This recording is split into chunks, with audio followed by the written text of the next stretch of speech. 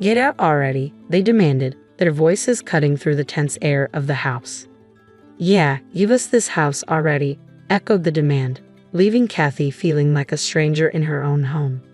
I can't believe this is happening in my own house, Kathy thought, her heart heavy with disbelief. But if you really want this house, I'll give it to you. Just you wait and see, she resolved silently, steeling herself for what might come next.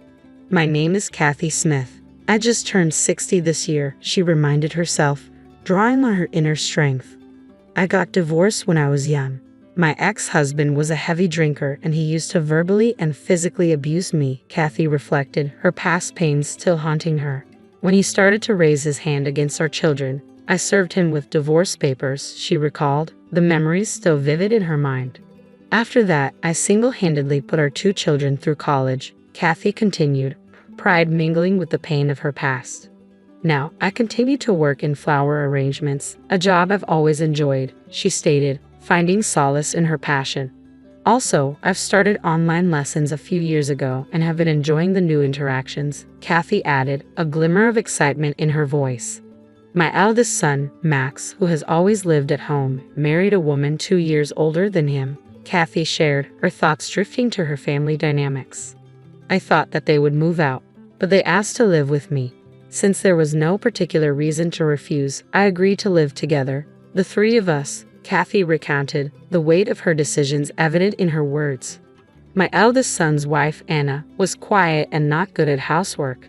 She started learning it from me, and I thought she was a good girl, Kathy reminisced, a tinge of disappointment coloring her memories. But now, her initial image is gone, and her true nature is fully exposed in front of me. She talks bad and has a foul attitude, but in front of my son she acts like a quiet and good wife, Kathy lamented, the betrayal of trust weighing heavily on her heart. The house where she learned she only does laundry for her clothes. The rest is left undone, Kathy observed, the reality of her situation sinking in.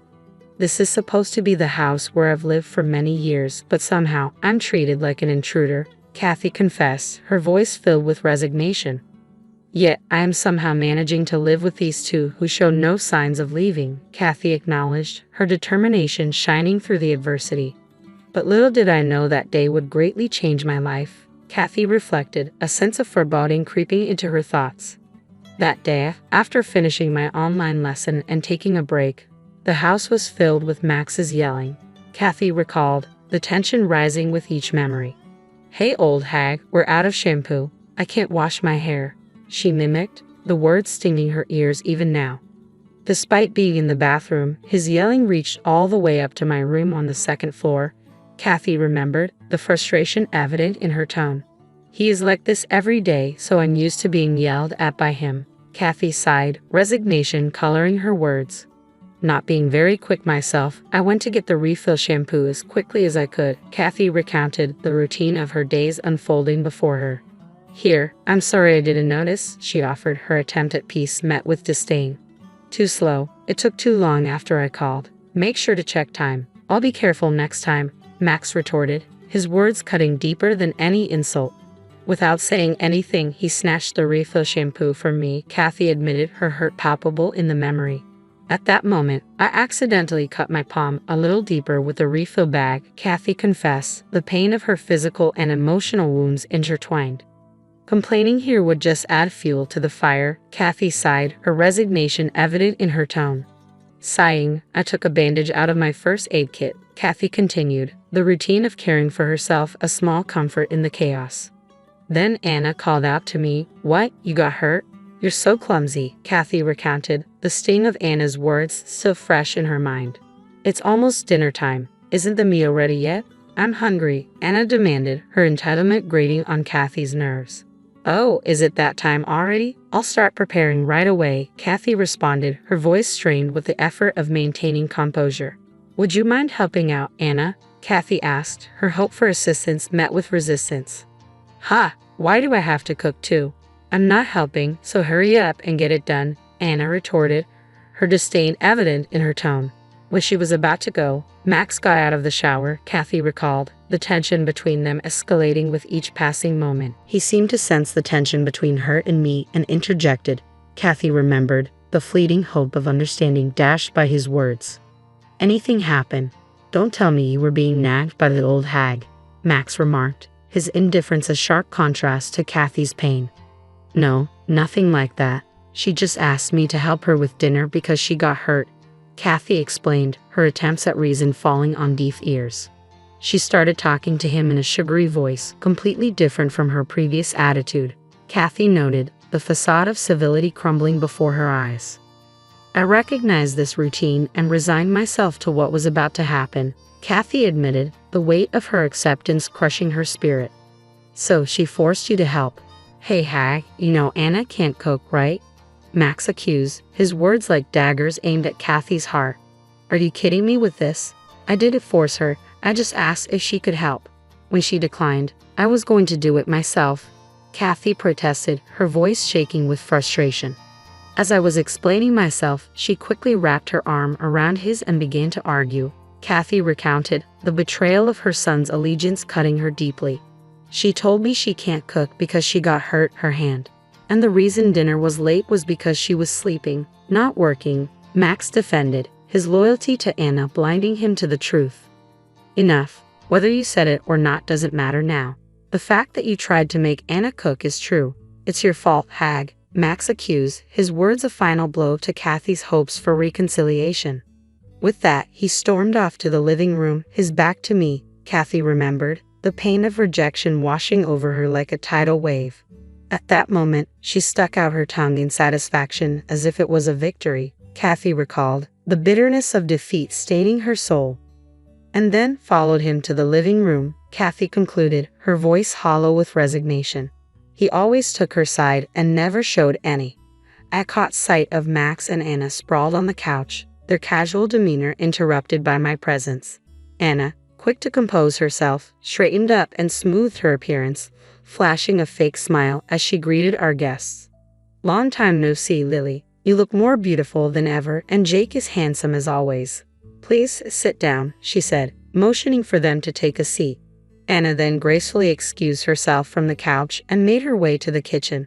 Once Lily and Jake settled in and started chatting with Max, I quietly followed Anna into the kitchen.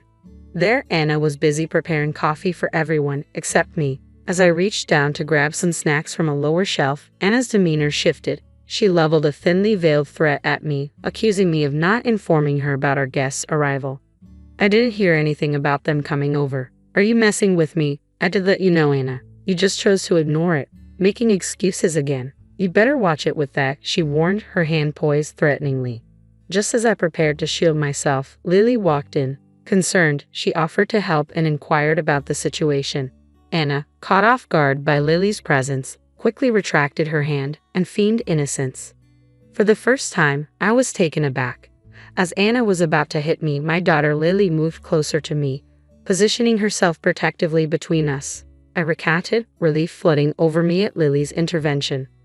What on earth was that about? Surely, Anna, you were trying to hit my mother, were you? Lily questioned, her tone incredulous.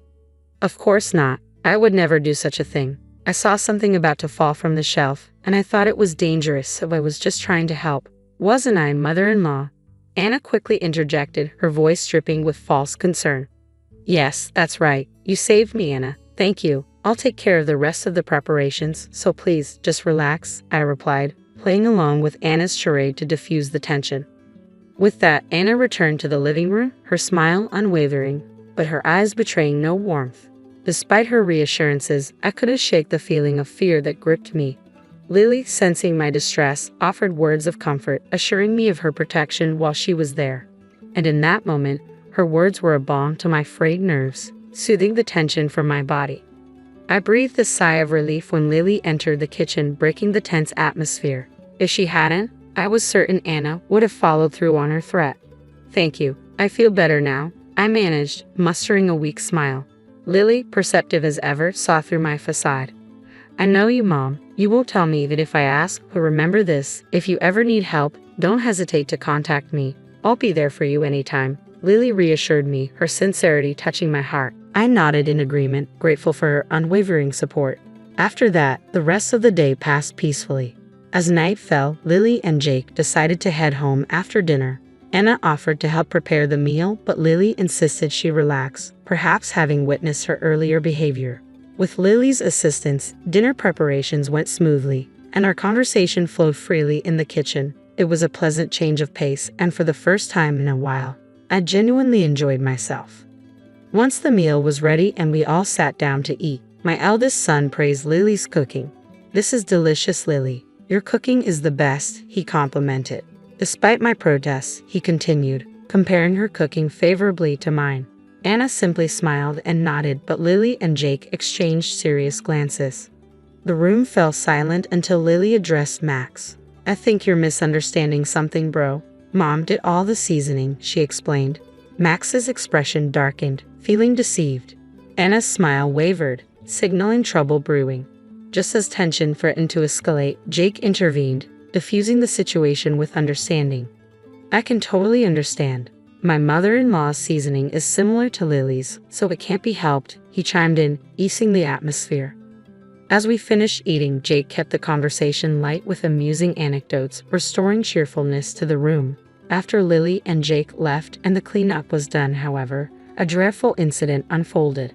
Max's demeanor shifted drastically as he hurled insults at me, reminiscent of my past with my ex-husband. Unlike his demeanor earlier, there was no restraint in his words. "Hey, you old hag, you really put me to shame today," he snapped.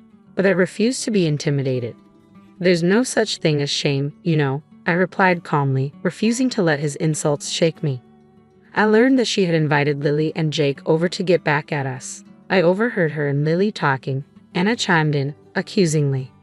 "Anna, Lily, and I didn't talk about such a thing," I protested, but my words fell on deaf ears. "Shut up, you old hag." Anna wouldn't lie. "Enough with your acting," he snapped, kicking me suddenly. I tumbled to the floor, paralyzed with pain. But his assault didn't stop there. He approached me, kicking me repeatedly as I gasped for breath amid the agony. All the while, Anna watched with a giddy smile. "You're always useless, and it makes me sick," he yelled, his words barely registering in my hazy consciousness. Finally, he seemed satisfied and stopped kicking. Seeing my battered state, Anna burst into laughter, her cruelty piercing through me like a knife. Remembering the terrifying days of domestic violence with my ex-husband, tears flowed uncontrollably out of fear. But instead of compassion, their laughter only intensified. "What are you crying for? I don't want to see old ladies crying, you know, right, Anna?" he mocked, his words cutting deeper with each syllable. With a heavy heart, I realized I needed to leave this place as soon as possible, but my body wouldn't obey. "Pack your stuff quickly, old hag. Leave this house today," he demanded, his tone unforgiving. The realization hit me like a ton of bricks. This house, filled with memories I had gathered over the years, was under my name. I had never even considered leaving. "Understand? Pack your things within an hour and get out. This is our house from today. Move quickly unless you want to be kicked again," he threatened, his words leaving me no choice but to submit. In agony, I started packing, tears streaming down my face out of frustration, fear for the future, and anger towards them. It was the first time I harbored a deep-seated resentment towards them and vowed to fight back. Once I finished packing, they wasted no time in kicking me out, barely exchanging a word. As I stood on the sidewalk, pondering my next move, the thought of my daughter Lily surfaced in my mind. Hailing the cab, I grasped at straws and headed towards Lily's home. Upon arriving at her house, I noticed the lights were on, and I rang the doorbell. Through the intercom, I heard her voice. When she realized it was me, she quickly opened the door, her expression a mix of surprise and concern. It was only natural. Moments ago, her mother was unharmed, but now I bore bruises, visibly carrying the weight of my ordeal. Lily immediately called for Jake to help carry my baggage, supporting my body as they led me into the house. She assisted me in removing my jacket and gently guided me to the couch. Despite my less than ideal condition, she meticulously assessed the extent of my injuries. Jake fetched a blanket to ensure I stayed warm, his actions reflecting their unwavering care and concern. After evaluating my injuries, which included multiple fractures and a significant bruise on my head, Lily suggested a visit to the hospital for further examination. Initially hesitant, I declined, not wanting to inconvenience them further. However, they insisted, and upon arrival at the hospital, the examination revealed the severity of my injuries. Though fortunately, there were no issues with my head, I was advised to stay for observation. 3 days later, I was discharged and returned to Lily and Jake's home. I'm really sorry, both of you. I don't know how to apologize for causing you so much trouble, I express, overwhelmed with gratitude for their support. Don't worry about it. We're just glad it wasn't life-threatening, Lily reassured me. After we're settled in, can we ask what happened? Reluctant at first, I knew withholding the truth wouldn't suffice, especially considering the severity of my injuries. So, I recounted everything from the verbal abuse to the terrible treatment from Max and Anna since we began living together. Lily listened in silence, her husband also lending his ear from a distance. After I finished my story, I mustered the courage to make a request to the two of them. I hate to ask, but could I stay here for just a few days? I'll find an apartment that I can move into right away, so it's just until then, I begged tearfully. To my surprise, the response was unexpected. Mother-in-law, please don't make that face. While you were in the hospital, Anna and I discussed this. We thought we should live together. What do you think? Lily proposed, catching me off guard. Their suggestion of living together was something I never imagined. Overwhelmed with joy, tears streamed down my face. Thank you, I said repeatedly, expressing my gratitude. They comforted me until I stopped crying. Afterward, we decided to live together, the three of us. Lily and Jake made a proposal to give Max and Anna a taste of their own medicine for all the terrible things they had done. But is it okay to do something like that to your own brother? I questioned. Lily's response was resolute. I can't forgive those two. I believe they must not be forgiven. Seeing her determination, I agreed to the proposal, entrusting them to handle everything. Around the time the month changed, I received a call from Max. Hey, we had no idea there was still a mortgage on the house, and now we got a summons to court. What's going on? He demanded, his tone accusatory. I never said there was no mortgage. It's your house now. You should be the one to pay, I replied calmly. Max's response was heated. You gotta be kidding. We can't afford to pay that much. It's your house, you built it, so you should pay till the end, he argued. Refusing to accept responsibility, I stood my ground. It was you who kicked me out, so it's not my business, I retorted. Max's threat hung in the air as he abruptly ended the call. Trembling with fear, I realized the gravity of the situation, but believing Lily and Jake were on my side, I managed to calm myself. When I later informed Lily and Jake about the call, they seemed unsurprised. Mom, just ignore his calls from now on, Lily advised. Following her guidance, I obediently complied. Since then, I've been receiving calls almost every day from Max and Anna, but I steadfastly obey her advice. I continued to ignore the relentless calls. One day, they showed up at Lily's place. I was in the middle of an online lesson at the time and wasn't privy to the initial conversation. After my lesson, as I headed to the living room, I heard familiar voices. Peeking quietly, I saw Max and Anna pleading with Lily and Jake. Please just lend us a little bit of money, they begged. Lily responded sternly, how have you been handling your finances up until now? Weren't you contributing even a bit to your household? Well, we were paying our cell phone bills and insurance, but we never gave any money to my mother, Max admitted. Lily and Jake exchanged stunned looks and let out a sigh. So you're saying that Mom was covering all expenses, including utilities and food, and despite that, you treated her like a maid, verbally abused her, and eventually assaulted her and drove her out of her own house. We don't have a single cent to lend to people like you guys, Lily said firmly. What do you mean by verbal abuse and assault? Max hesitated, prompting Jake to step in. I agree with Lily. When we found mother-in-law, she was in a terrible state. She even had to be hospitalized. That's clearly a crime, Jake asserted. At this point, Max grew defensive and attempted to lunge at Lily. I was about to intervene, but Jake swiftly got in between them. Effortlessly restraining Max, Jake maintained control while Lily called the police. Shortly after, the police arrived and took Max and Anna away. Once they were gone, I rushed over to Lily and held her close. I'm glad you're okay. Really glad you didn't get hurt. Jake, thank you for protecting Lily. I expressed my gratitude. They both simply smiled in response, treating me kindly to put me at ease. Later, the evidence gathered by a detective and the lawyer Lily and Jake hired ensured we would receive a substantial amount of punitive damages from Max and Anna. It was then revealed that they had each been having affairs and were in a messy situation. Now, not only did they have financial issues, but they also had marital problems to face.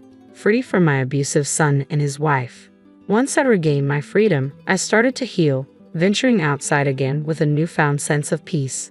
Despite this, I still received occasional contact from Max, a clear violation of the court-ordered no-contact rule between us. Each time this happened, I promptly contacted my lawyer, who handled it with strict adherence to the law.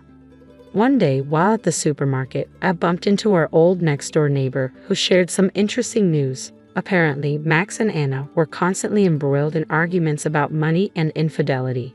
Anna's true nature had finally come to light, acting as the catalyst for their impending divorce. As a result, they had decided to put their house up for sale. Meanwhile, my private investigator unearthed some revealing findings about Max's downward spiral. His involvement in police matters, lawsuits, and now his divorce had become the talk of his office. His inflated ego led to him quitting his job immediately, and he was dumped by his affair partner. Now, he works part-time and is homeless, spending his nights in parks and abandoned buildings. As for Anna, she had been staying with the man she was having an affair with, but she too was recently dumped. Now, she's seeking work in live-in jobs, attempting to rebuild her life from scratch. Her once beloved hobbies such as nail art and other fashionable activities have been abandoned, and she's now living a humble existence. Meanwhile, I decided to buy back our old house, which had been put up for sale. After some renovations, I now live there with my daughter Lily and her husband Jack. Lily, with her qualifications in aromatherapy and massage, suggested opening a small shop on the spare land we had. We've been managing well, offering physical lessons in the shop, selling items, and running a reservation-based aromatherapy massage service. Returning to our own home brings happiness every day. I am grateful to Lily and Jack, who took care of all the complex issues like private investigators and lawyers, which I found hard to handle.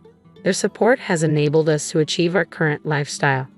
I have a wonderful relationship with Lily and Jack, and recently, I received the delightful news that Lily is pregnant. I can't wait to hold my grandchild in my arms. Looking ahead, my life will only become more joyful, and I consider myself very fortunate. I cannot thank them enough. I am truly grateful.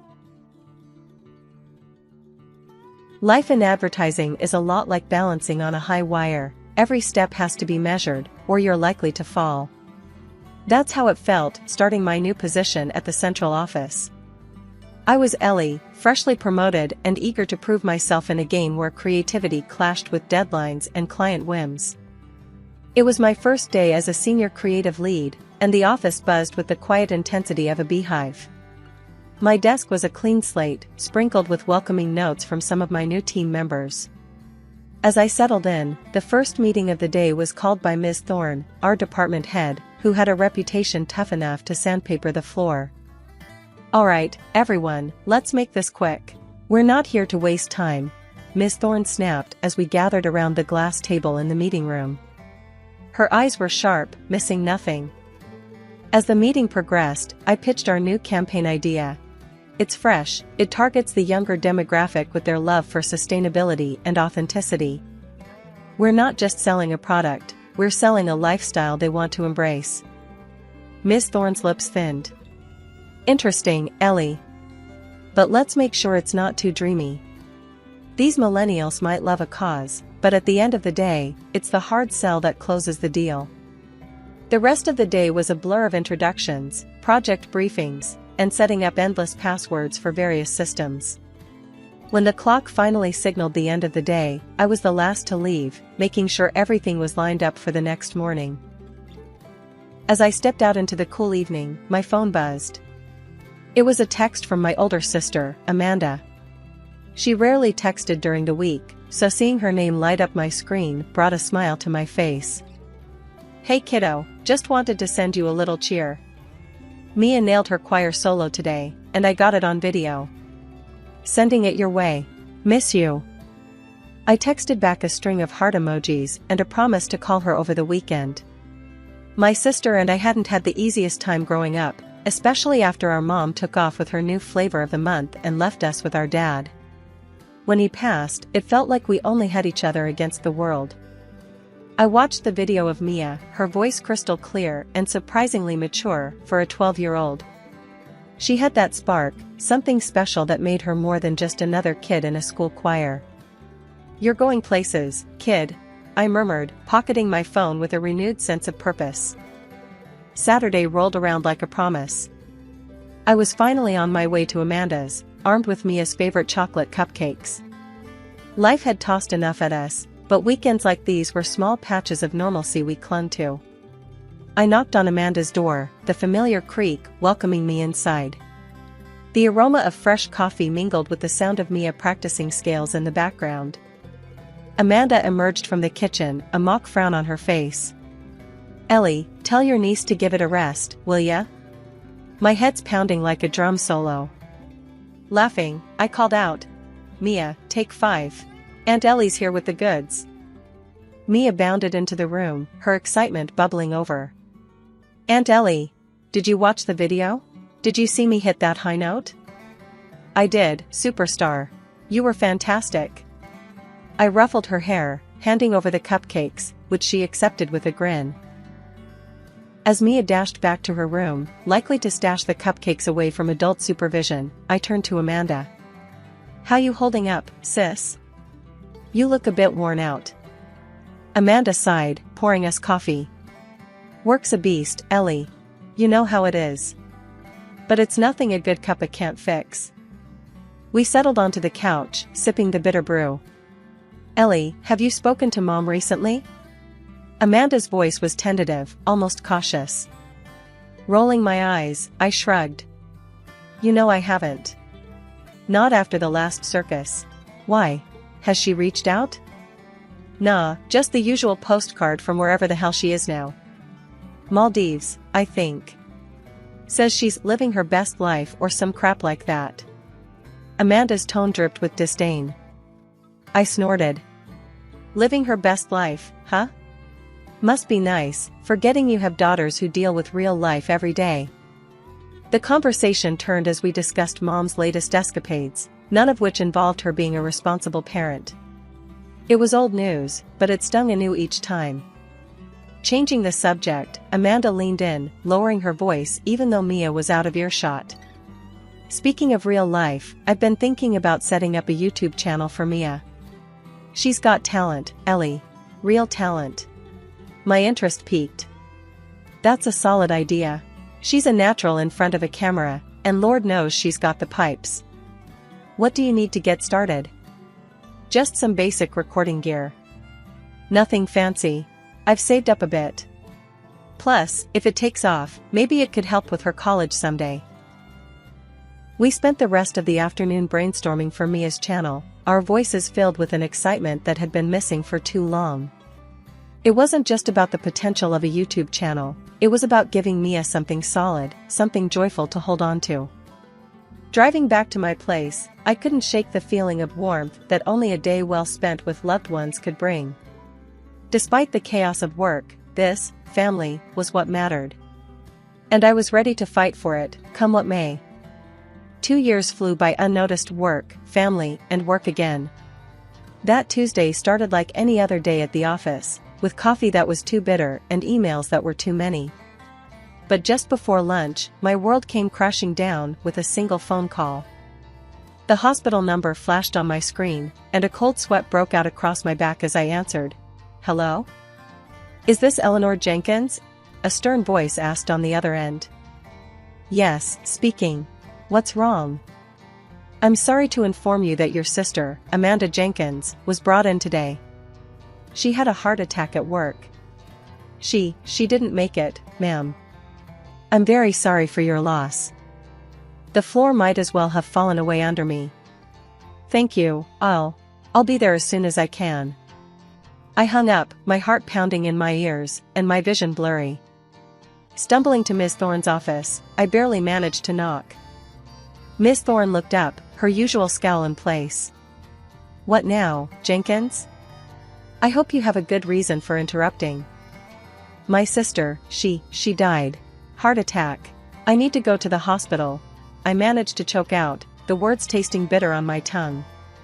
Her eyes narrowed, assessing me like I was a faulty cog in her machine. "Jenkins, if you need time off again this month, I can't promise your job will be waiting." I stared at her, my grief turning to anger. "My sister just died. I'm going, whether my job's here or not." Without waiting for her response, I turned and left her office, her sharp voice calling after me. "Think about your career, Jenkins." I didn't stop, didn't look back. Grabbing my purse, I bolted from the building and hailed a cab, the hospital address spilling from my lips like a prayer. At the hospital, I was a zombie, signing papers I didn't read, nodding to words I didn't hear. It was over. She was gone. And then the hardest part came, telling Mia. I collected her from school, the normal smile she greeted me with tearing at my heart. As we sat in the parked cab, her smile faded, her eyes searching mine. "Aunt Ellie, why are you here? Where's Mom?" I took a deep breath, my voice a whisper. "Sweetie, something very bad happened. Mom had a big heart problem today. She didn't make it." Mia's face crumpled, her small body shaking with sobs. "No, that can't be. Mommy was fine this morning." I pulled her close, her tears soaking my shirt. "I know, baby, I know. I'm so sorry." We sat there, the world outside continuing as if nothing had changed, as if my sister wasn't just gone. But for us, everything had stopped. The cabbie, bless his heart, did not bother us, and even turned off the meter. Later, we went back to Amanda's house, a place now hallowed by her absence. I tucked Mia into bed, the silence oppressive. That night, I didn't sleep. I sat in the living room, surrounded by reminders of my sister, the weight of my new reality pressing down on me. The next morning, I had to make the call I dreaded most. My fingers were stiff as I dialed our mother's number, the phone heavy in my hand. She picked up on the third ring. "Yes? Mom, it's Ellie. Amanda died yesterday. Heart attack." There was a pause, and then, "Oh, well, I'm on vacation. What do you expect me to do?" Her words were like ice. "I thought you should know. The funeral will be next week." Another pause. "I see. Was there a will? Anything left behind?" I clenched my teeth, anger flaring. "That's all you have to say? What do you want from me, Eleanor? I have my own life." "Yeah, I can see that. Don't worry about the funeral. You won't need to disrupt your precious vacation." I hung up, the phone shaking in my hand. That was it then. I was all Mia had now. And I'd be damned if I let her down like our mother had us. The funeral was last Thursday. It was as simple and quiet as Amanda herself had been. Not many people, just close friends and family, well, minus our mother, who couldn't be bothered to show up. Since then, every day has been a sprint through a maze of legal paperwork for Mia's custody and endless school runs. I've been burning the candle at both ends, trying to keep my job at the agency while being there for Mia. But today, everything caught up with me. Walking into the office, the first thing I noticed was someone else sitting at my desk. My stomach did a flip. She looked up, a faux smile plastered on her face, like she was waiting for this moment. Confused, I marched straight to Ms. Thorne's office. She was expecting me, standing by the door with that look she has, like she knows something you don't. "Ellie, come in. Have a seat." She gestured to the chair across from her desk, with a too sweet tone. I didn't sit. "Why is someone in my seat?" My voice was more of a growl than I intended. Ms. Thorne folded her hands on the desk, her eyes gleaming a bit too brightly. "Ellie, let's not make this harder than it needs to be. Your frequent absences have been problematic. We've made the decision to move forward with someone else in your position." "My sister died, Miss Thorne. I was taking care of my niece. You knew this." My hands were shaking, but I kept my voice steady. "And I am truly sorry for your loss, Ellie, but business is business. We need someone reliable. You're free to collect your things. Best of luck." I stood there, stunned, my ears ringing with her words. Without another word, I turned and left her office. Collecting my things took less than 5 minutes. The new girl at my desk didn't meet my eyes. Walking out of that building felt like leaving a part of my life behind. I hailed a cab, sinking into the seat as the city blurred past. My mind raced, What were Mia and I going to do now? How long could we last on what I had saved? Where to? The driver glanced at me in the rearview mirror. Just drive for now, I said, pulling out my phone to check my bank app. The numbers weren't comforting. Rent was due in 2 weeks, and there were still groceries, Mia's school stuff. It piled up so fast it made my head spin. Walking through the door earlier than usual had Mia staring at me like I was a ghost. "What's up, Aunt Ellie? Why are you home so early?" I slumped into a chair, the weight of the day crushing down on me. "Things are kind of messed up, kiddo. I lost my job today, and honestly, I'm not sure what we're going to do." Mia's eyes widened, her lips parting slightly as if to speak, but then she just turned and walked out of the room. The silence hung heavy until she came back, her arms struggling under the weight of her school backpack, which she dumped on the kitchen table. Zipper by zipper, she opened it and out spilled a mountain of dollars. My mouth dropped. "Mia, where the heck did you get all this?" She beamed, pride shining in her eyes. "It's my money, Aunt Ellie. I earned it singing. Mom helped me set up a YouTube channel a couple of years ago. I've been posting videos of my songs." "You what?" I grabbed my laptop, pulling up the internet as she spelled out her channel name.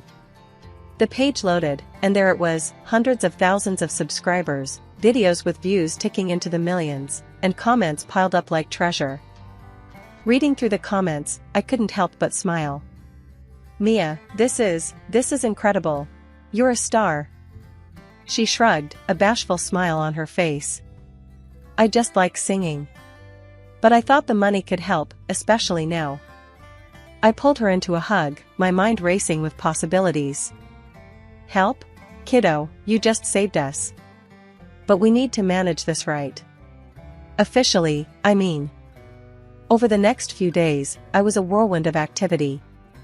I contacted an accountant friend who helped set up a trust for Mia's earnings and sorted out the tax details.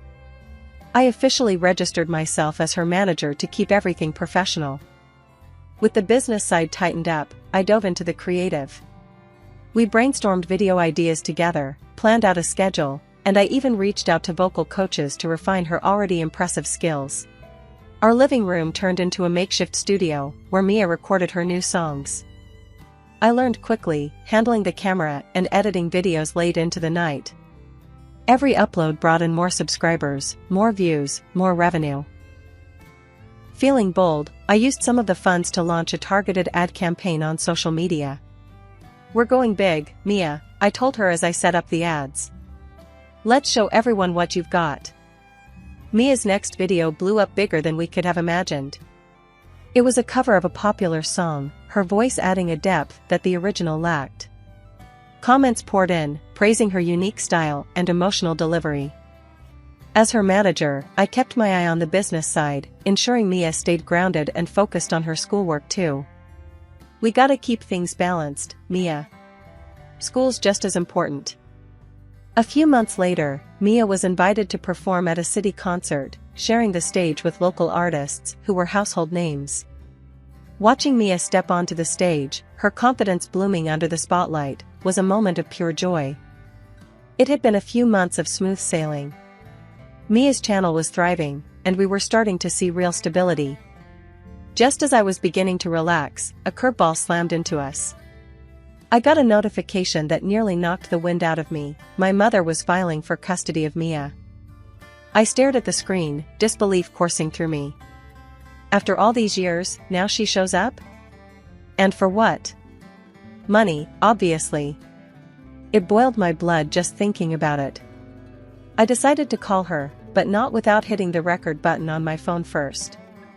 I needed to capture every word. "Hello?" Her voice was as cold as I remembered. "Mom, it's Ellie. I got the notice about Mia. What are you playing at?" There was a pause, and then that all too familiar calculating tone. "Ellie, darling, let's not pretend. I know about Mia's little singing career. Seems like she's going to be quite the cash cow, huh?" I clenched my teeth, keeping my voice steady.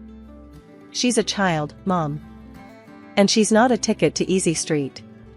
What do you actually want?" Her laugh chilled me. Straight to the point, I like that. It's simple, really. You give me $300,000, and I'll walk away.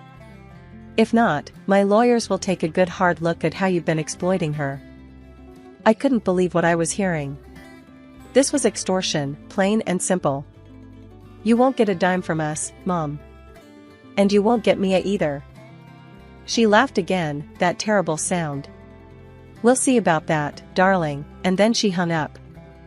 The phone call left me reeling, but also crystal clear about what I had to do.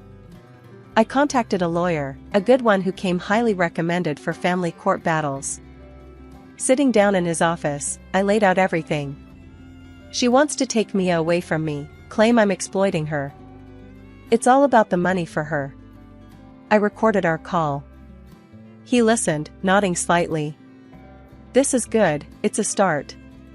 We'll need more, though. Documentation of Mia's career, her schedule, how you manage her earnings. Transparency is our best defense. Everything's been above board. I've kept detailed records and receipts, I reassured him. Good. And I'll need to talk to Mia, too. She'll likely have to testify about her living conditions and her work. The thought of Mia having to stand up in court made my stomach turn, but I nodded. I'll prepare her. We'll do whatever it takes. Over the next few weeks, we pulled together everything. Mia's school records, statements from her vocal coach, video logs, financial statements.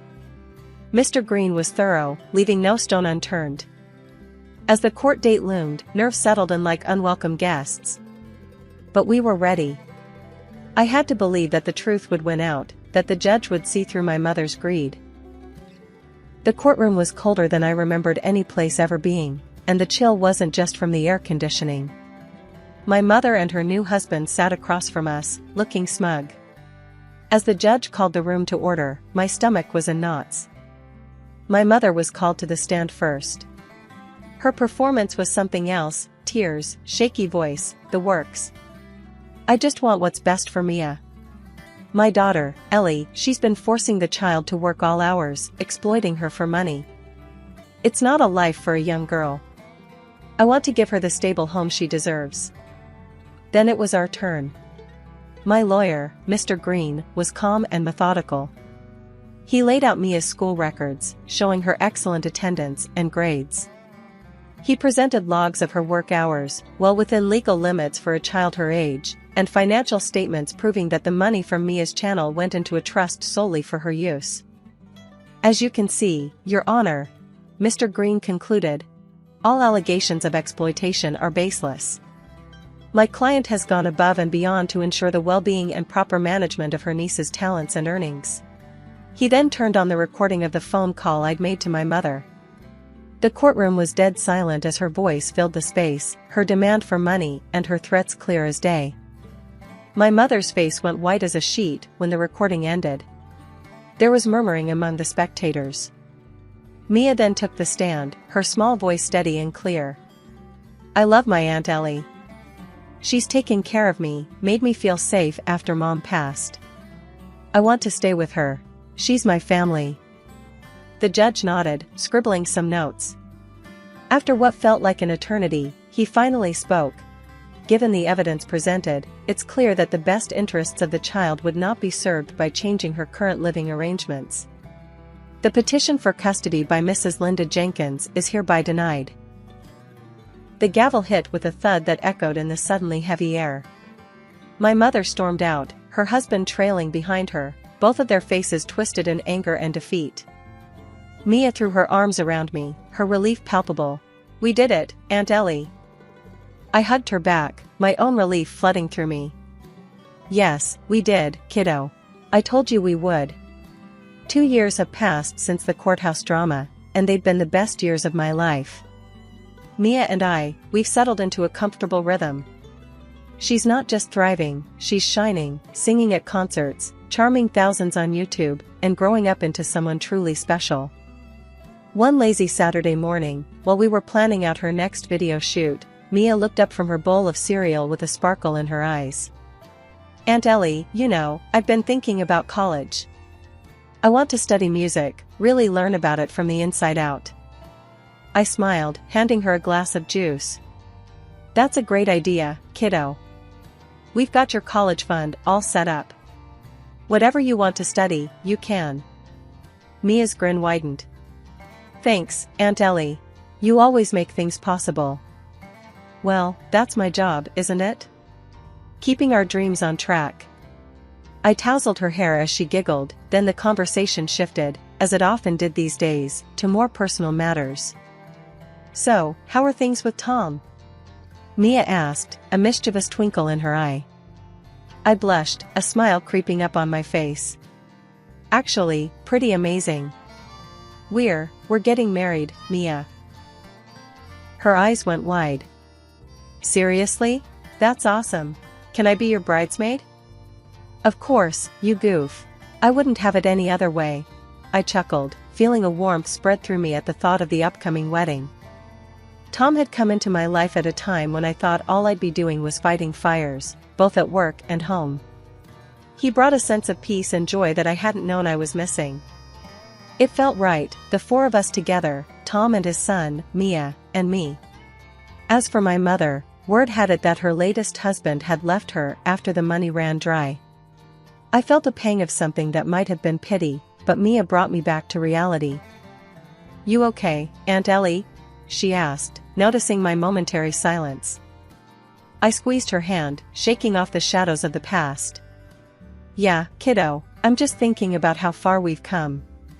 And how we've got each other, which is all we really need. Mia leaned into my side, a content sigh escaping her. Yeah, we do. And now you've got Tom and Jack, too.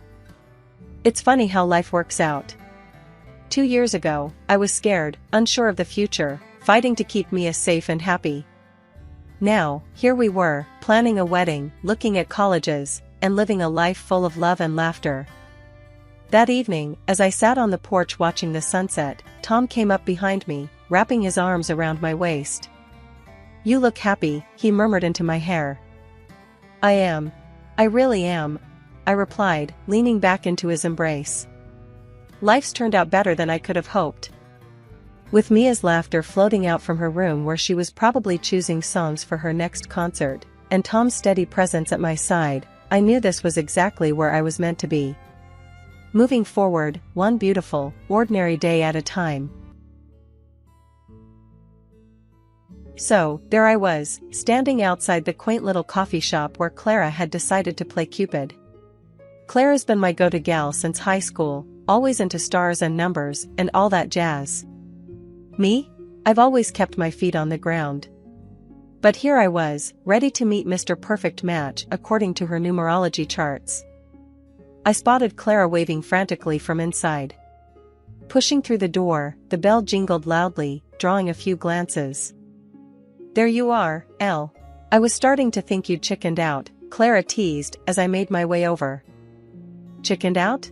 Me? Never, I scoffed, rolling my eyes but smiling. But remind me again why I let you talk me into these things. Clara's eyes sparkled with mischief. Because deep down, you know I'm right. Plus, you've gotta admit, your dating pool has been more like a dating puddle lately. Harsh, Clara. Really harsh, I said, but I couldn't help laughing. That was Clara for you, no filter, but usually right. Just then, a guy walked in, tall, dark hair, easy smile. The kind of smile that reached his eyes and made you want to smile back, even if you were trying to stay cool. Ah, that's him, Clara whispered, giving me a nudge. Mark, over here. Mark turned our way and walked over. He had a confident stride but not too cocky, which was good. We shook hands, and his grip was just right, not too firm, not too weak. Nice to meet you, Elsie. Clara's told me a lot about you, he said, his voice warm. We ordered our coffees, and I went for my usual, black, no sugar. Mark went for the same, and Clara teased. Look at you two, already a perfect match. As we settled into our seats, the initial awkwardness melted away surprisingly quickly. Mark was easy to talk to. He didn't just talk about himself either, he asked about my work as a video editor, genuinely interested in the details. So, you edit videos?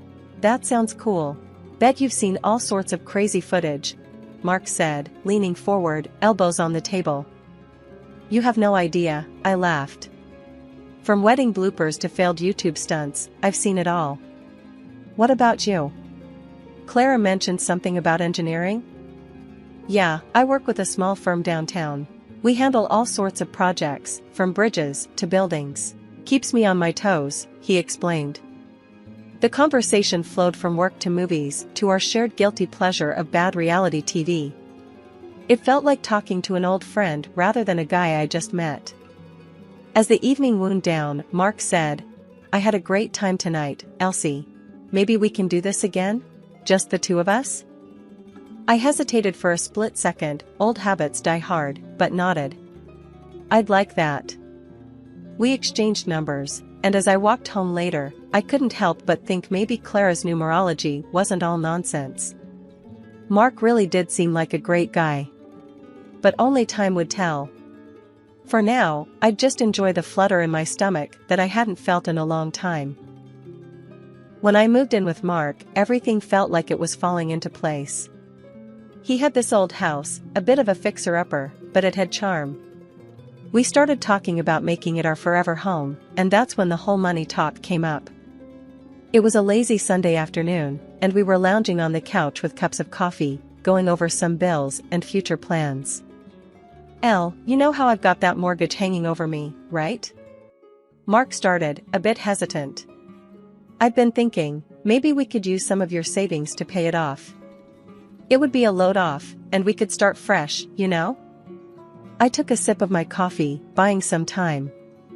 My savings weren't just rainy day money, it was the inheritance from my grandma, meant to be something special, something she saved for me.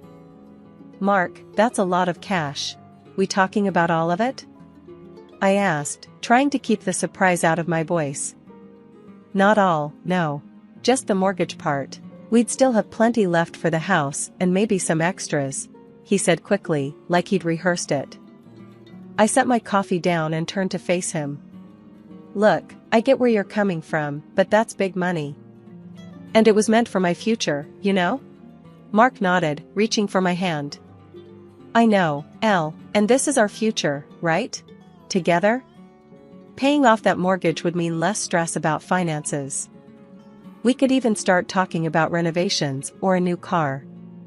I pulled back a little, thinking it over. It wasn't just money, it was security, my security, and Grandma's wish. But then, wasn't a happy, stress-free home with Mark worth it? Okay, suppose we do this, clear your mortgage.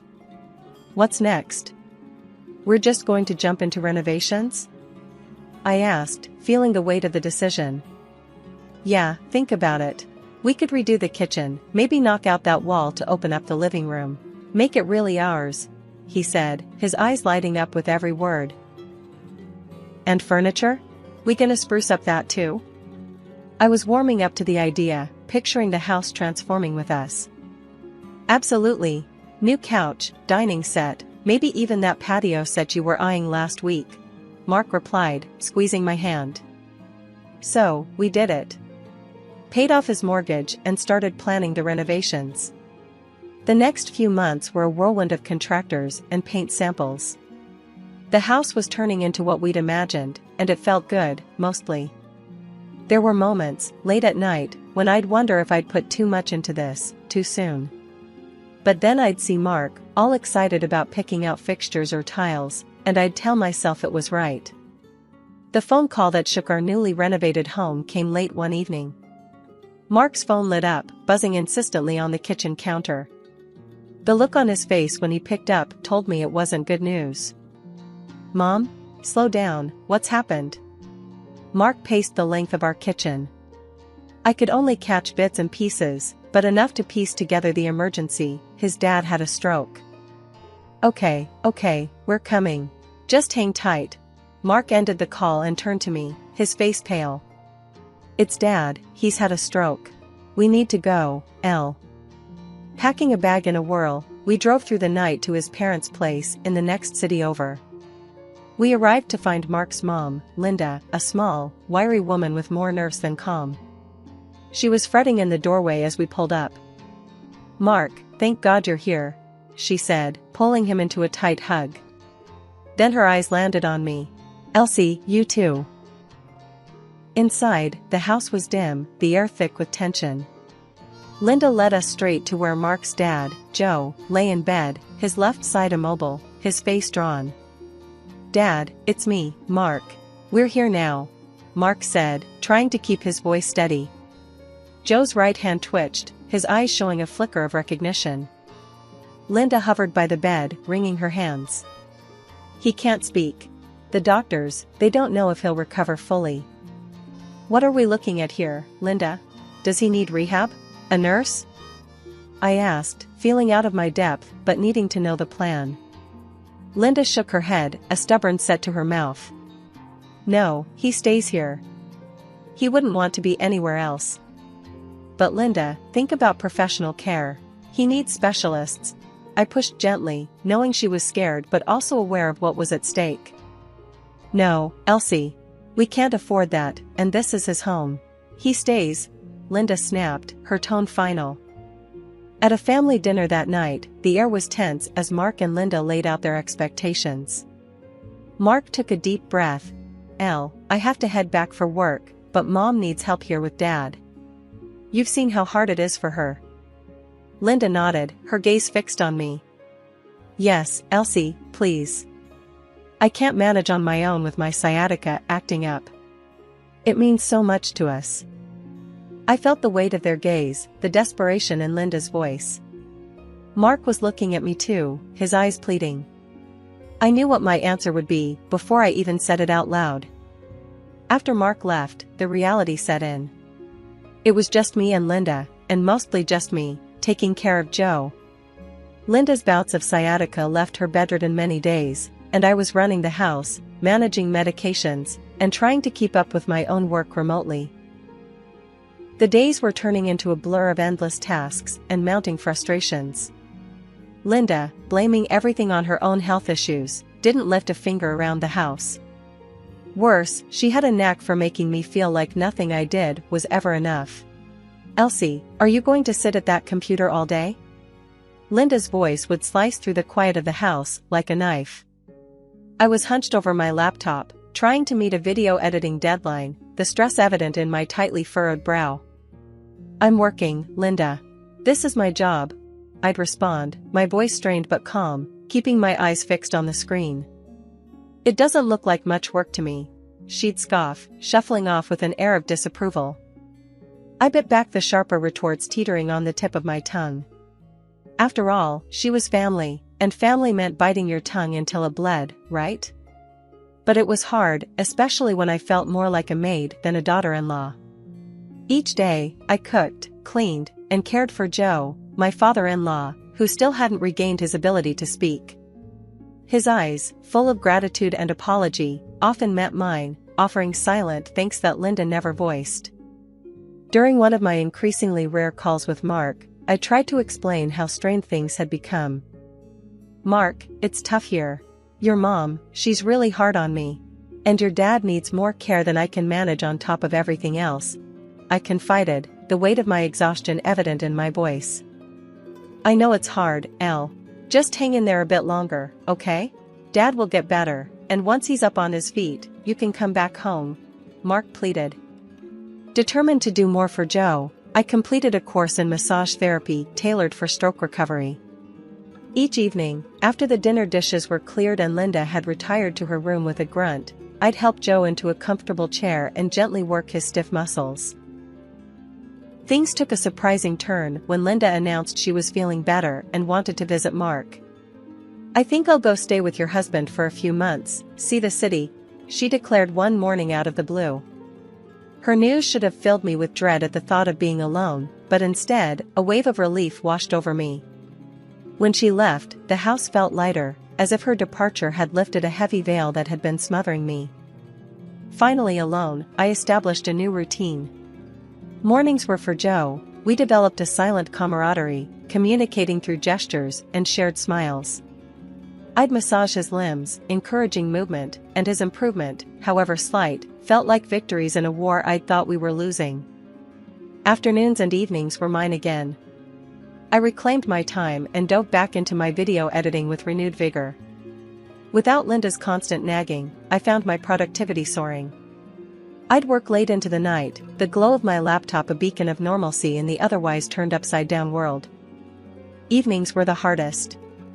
I'd sit in the quiet after dinner, missing Mark, missing my old life, but also appreciating the peace. "I think we're doing okay, Joe," I'd say as we settled in after our dinner, speaking more to fill the silence than out of necessity. Joe would nod, his eyes crinkling in agreement or perhaps gratitude. Half a year had rolled around, and it was amazing to see how much Joe had improved. He was not only talking, but had also started getting around with a new wheelchair I helped pick out for him. It was a game changer. He even began doing things for himself, like making his own snacks and managing his medication, which seriously lightened my load. During this time, Joe and I had grown incredibly close, so much that he started calling me his daughter, which warmed my heart every time he said it. It wasn't just about care anymore, it was about family, about the bond we had formed. One lazy afternoon, we were both in the living room, Joe in his wheelchair, flipping through channels, and me with my laptop, trying to catch up on emails. A thought had been nagging at me for a while, and seeing him so active and independent brought it to the forefront. "Joe, can I ask you something?" I began, hesitating a bit as I closed my laptop. "Of course, kiddo. What's on your mind?" Joe looked over, his face open and inviting. "Well, I was wondering, why didn't you ever consider going to a nursing home or maybe even short-term care at the hospital? It might have made your recovery easier," I said, genuinely curious. Joe looked genuinely surprised. "A nursing home?" I thought about it. Actually, I wouldn't have minded that at all. I'd even got some money saved up just in case I needed to go to a better place than what the basic insurance covers. I frowned, confused. "Really? Linda told me you were completely against it, that you wanted to stay here no matter what. She said there was no extra money for anything else." Joe's face hardened slightly. "That's not true, Elsie. I never said I wanted to stay here no matter what. And the money, it's there. I guess she didn't want me using it on a nursing home." That conversation left a sour taste in my mouth. It seemed there were decisions being made without Joe's input, which didn't sit right with me. But before I could dig deeper, my work pulled me back in. I'd landed a major video editing project that demanded almost all my attention. It was a big break for me, a chance to really make a name for myself in the industry. Life settled into a comfortable routine. Joe was doing well, my career was on an upswing, but there was a void where Mark used to be. His visits had become non-existent, and his calls were brief and distracted. "Busy at work" was always his excuse. As Joe's health stopped causing concern, I thought it was time to mend things at home too. With a heart full of hopeful anticipation, I packed up some of my things, hugged Joe goodbye, and headed back to the house that Mark and I had turned into a home. It was late evening when I arrived, the neighborhood cloaked in darkness, the familiar glow of our porch light a beacon in the night. But something was off. As I approached the front door, my key wouldn't fit into the lock. Confused and slightly anxious, I rang the doorbell. After a few tense moments, the door swung open, revealing a woman I'd never seen before. "Can I help you?" she asked, eyeing me suspiciously. I live here with my husband. Who are you?" My voice trembled, a mix of confusion and growing dread setting in. "I'm just watching the house for the new owner," she responded, her tone cautious yet firm. "New owner? There must be some mistake. This is my house," I said, the firmness in my voice belying the shock that was starting to take hold. "I'm sorry, ma'am, but the house has been sold. Maybe you should call your husband or something," she suggested before she started to close the door. Panic rising, I stepped back, pulling out my phone to call Mark. My hand shook so badly, I nearly dropped it twice. When he finally answered, his voice was cold, detached. "Mark, what's going on?" Why is there someone else in our house? I demanded, my voice cracking under the strain. Elsie, I sold the house. We needed to move on. I bought a new place with my mom. There's no room for you there, he said, his words like ice shards piercing through me. But all the money I put into that house, our house. How could you sell it without even telling me? I could barely keep the desperation out of my voice. Mark laughed, a sound so chilling it echoed in my ears. You think you can prove any of that? Good luck, Elsie. Are you divorcing me? My voice was a whisper, barely audible even to my own ears. The papers are on their way to Dad's. You can sign them and send them back, Mark said flatly. Mark, please, what about your dad? What about Joe? I pressed, desperate for some semblance of sanity in this madness. He's no longer my concern. Mom's got the will in her favor now. We don't need you, or him. Why don't you take care of him if you're so concerned? His tone was dismissive, as if discarding not just his father but our entire life together. The line went dead, the finality of the tone signaling the end of everything we had built. I stood there in the dark, alone, the cold night air wrapping around me like a shroud. The woman in the house turned off the porch light, and suddenly the beacon that had always signified home was gone, leaving me in darkness. I stumbled back to my car, my mind a whirlwind of betrayal, pain, and disbelief. The drive back to Joe's was a blur, my thoughts racing as I tried to piece together the shattered remnants of my life. How had everything gone so wrong so quickly? Steeling myself, I got out of the car and walked up to the front door. It opened before I could knock, Joe looking up from his wheelchair, his expression worried. Oh, Joe, it's all gone. The house, Mark, he's left us with nothing. Joe took a deep breath and looked me straight in the eye. Elsie, I've known about their scheming for a while now. He began, his voice grave but steady. After my stroke, when I couldn't speak or move, I heard them. Linda and Mark, plotting right in front of me. I stared at him, aghast. What? You knew? My voice cracked under the strain of my emotions. Joe nodded slowly. Yes, I heard them planning to sell the house out from under you. And worse, they planned to dump me in some cheap care facility once they cashed in on my assets. I felt a cold fury building inside me, replacing the despair. How could they be so cruel? To you, to me? I struggled to wrap my head around the depth of their deceit. Joe's face hardened. They're only after the money, Elsie. That's all they've ever cared about. He paused, taking a moment before he reached into the pocket of his cardigan. Pulling out a set of keys, he placed them in my hand. But I've made moves of my own. I bought the house back, secretly. It's yours now, Elsie. I want you to have it. Tears welled up in my eyes again, but this time they were tears of relief mixed with a fierce determination. Joe, thank you. I don't know what to say. The very next day, we met with Joe's lawyer, a seasoned man with a no-nonsense attitude named Mr. Gibson. In his office, filled with legal books and papers, Joe made it clear he wanted to change his will. I want everything to go to Elsie. She's the daughter I should have had, Joe declared, his voice unwavering. Mr. Gibson nodded, taking notes. I'll prepare the new documents. Elsie, you're about to become the sole heir to Joe's estate. Grateful, I simply nodded, overwhelmed by Joe's trust in me. We then tackled the issue of the money I'd invested in Mark's house. Mr. Gibson was methodical. We'll need to prove your contributions to the mortgage. Bank statements, any receipts you might have, witness statements from the bank officials. Fortunately, I'd kept meticulous records. I have everything. We can prove every penny I put in, I assured him, pulling out a folder stuffed with documents. That's good. We'll file for the recovery of your funds. They can't just take what you've rightfully invested, Mr. Gibson said, starting to outline a plan of action. With each step we planned, I felt more empowered, ready to reclaim what was mine and protect Joe from any more harm.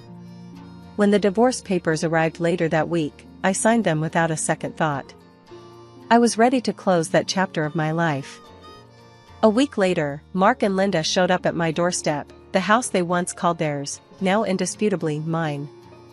Their faces were the picture of desperation.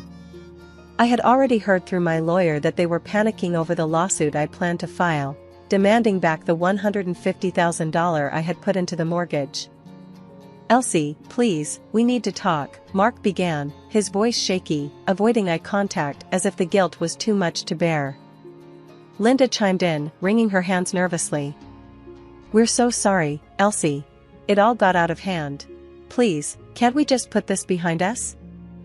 I leaned against the doorframe, arms crossed, not moved by their distress. "Sorry? After everything you've done? You think a simple apology will fix it?" "But we're family," Linda tried again, her voice trembling. "That ship sailed the moment you betrayed me and Joe," I replied sharply, the anger in my voice clear and unyielding. Seeing that their pleas were getting them nowhere, I decided to twist the knife a little deeper. "And just so you know, Joe has changed his will. Everything goes to me now." The grin I wore was cruel, sweetened by the justice of it all. Linda's face went pale, and she fainted right there on my new porch. Mark, flustered and embarrassed, had to catch her before she hit the ground. The trial that followed was nothing short of a circus. Mark fought tooth and nail for every cent, refusing to admit that the money I invested was mine. Linda, ever the actress, put on quite a show in court, feigning illness to gain the judge's sympathy. But the evidence was undeniable. In the end, the judge ruled in my favor. The defendant is ordered to repay $150,000 to the plaintiff. The evidence supports her claim unequivocally. Relief washed over me as justice was served. The gavel's final bang was like music to my ears. I walked out of that courtroom with my head held high, free from the chains Mark and Linda tried to place on me. Back at home, the house felt more like a sanctuary than ever. Joe and I celebrated quietly, a small toast to new beginnings and to justice. Life settled into a comfortable routine after that. I resumed my video editing work, finding joy in the craft that had always been my passion. Joe was more than just a father-in-law now, he was family, a true friend. News reached us through friends that Mark and Linda had to sell their flashy new apartment to cover the repayment. Now they were living in a rental, much humbler than before.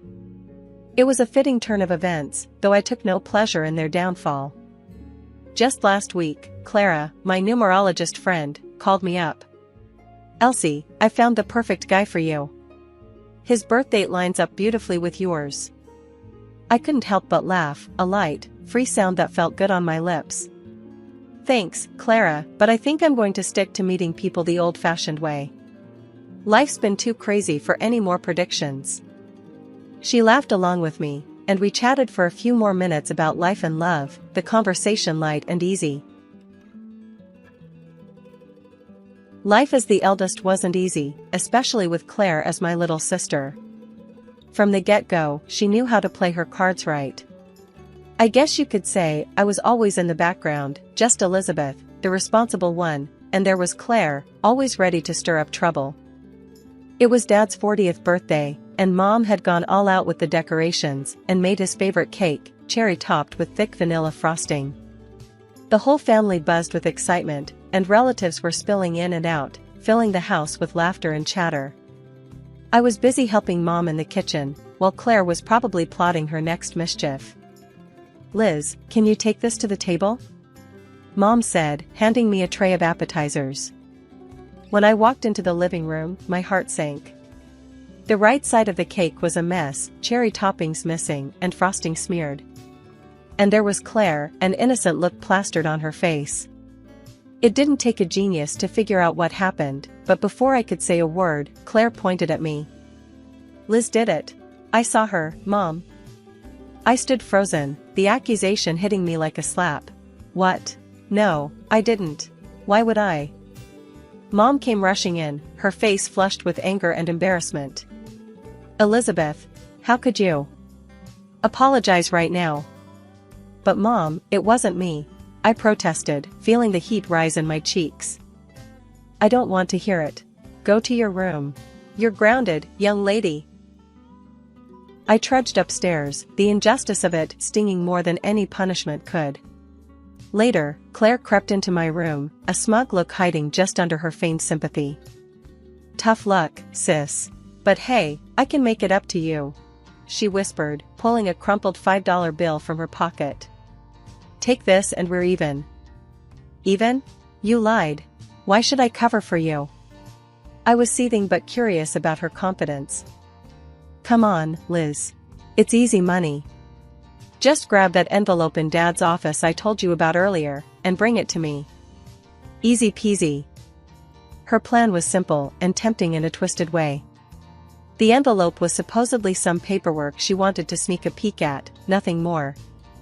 Against my better judgment, I agreed. Sneaking the envelope to Claire felt wrong, but I was already painted the villain. What more did I have to lose? The next morning, the hammer dropped harder than I could have imagined. Dad was raging, the envelope in his hand. It wasn't just papers, it was cash. Cash meant for paying some of the bills. "Elizabeth, how could you steal from us?" Dad's voice boomed through the house. "I didn't. It was." "Save it. We found this in your room," he interrupted, his disappointment cutting deeper than the anger. Claire walked away scot-free, and I was left to stew in my room, grounded and betrayed. I vowed then never to let her sweet-talk me into anything ever again. High school was a mixed bag for me, and while I buckled down on studies, Claire threw herself into every party she could find. As graduation neared, the gap between us grew wider. One evening, I was knee-deep in college application forms when Claire barged into my room, reeking of smoke and something sweet that I couldn't place. Her eyes were too bright, her smile too forced. "Liz, you gotta loosen up. Why don't you come out with me tonight? There's a killer party down at Jake's place. You could use some fun," she cajoled, flicking her hair back in that carefree way she always did. I looked up from my papers, irritated. "Claire, not everyone's idea of fun is getting wasted on a school night. Some of us have actual plans for the future." Claire's face hardened, and she leaned in close. "Just watch, Liz. I'll make it big without any stupid degree. I don't need to waste my time like you do." Time passed, and our choices post-high school reflected our heated exchange that night. I got into college, moved to a city with a reputable landscape architecture program, and started carving out a niche for myself. Claire, true to her word, skipped college. Last I heard, she'd taken off to another city with a questionable crowd, chasing who knows what. Mom and Dad tried to bridge the gap between us, urging me to reach out to Claire. "Elizabeth, have you heard from your sister recently?" Mom would ask during our weekly calls, hope tinged with worry in her voice. "No, Mom. Claire hasn't called. Did she reach out to you?" I'd reply, knowing full well she hadn't. "She's your only sister, Liz. Maybe you should try talking to her, mend things." Dad would chime in, his voice always a mix of frustration and concern. I sighed, feeling the old weight of being the responsible one. "I'll try, Dad, but you know Claire. She does what she wants." While I built my academic and eventual professional credentials, Claire became a nomad of sorts.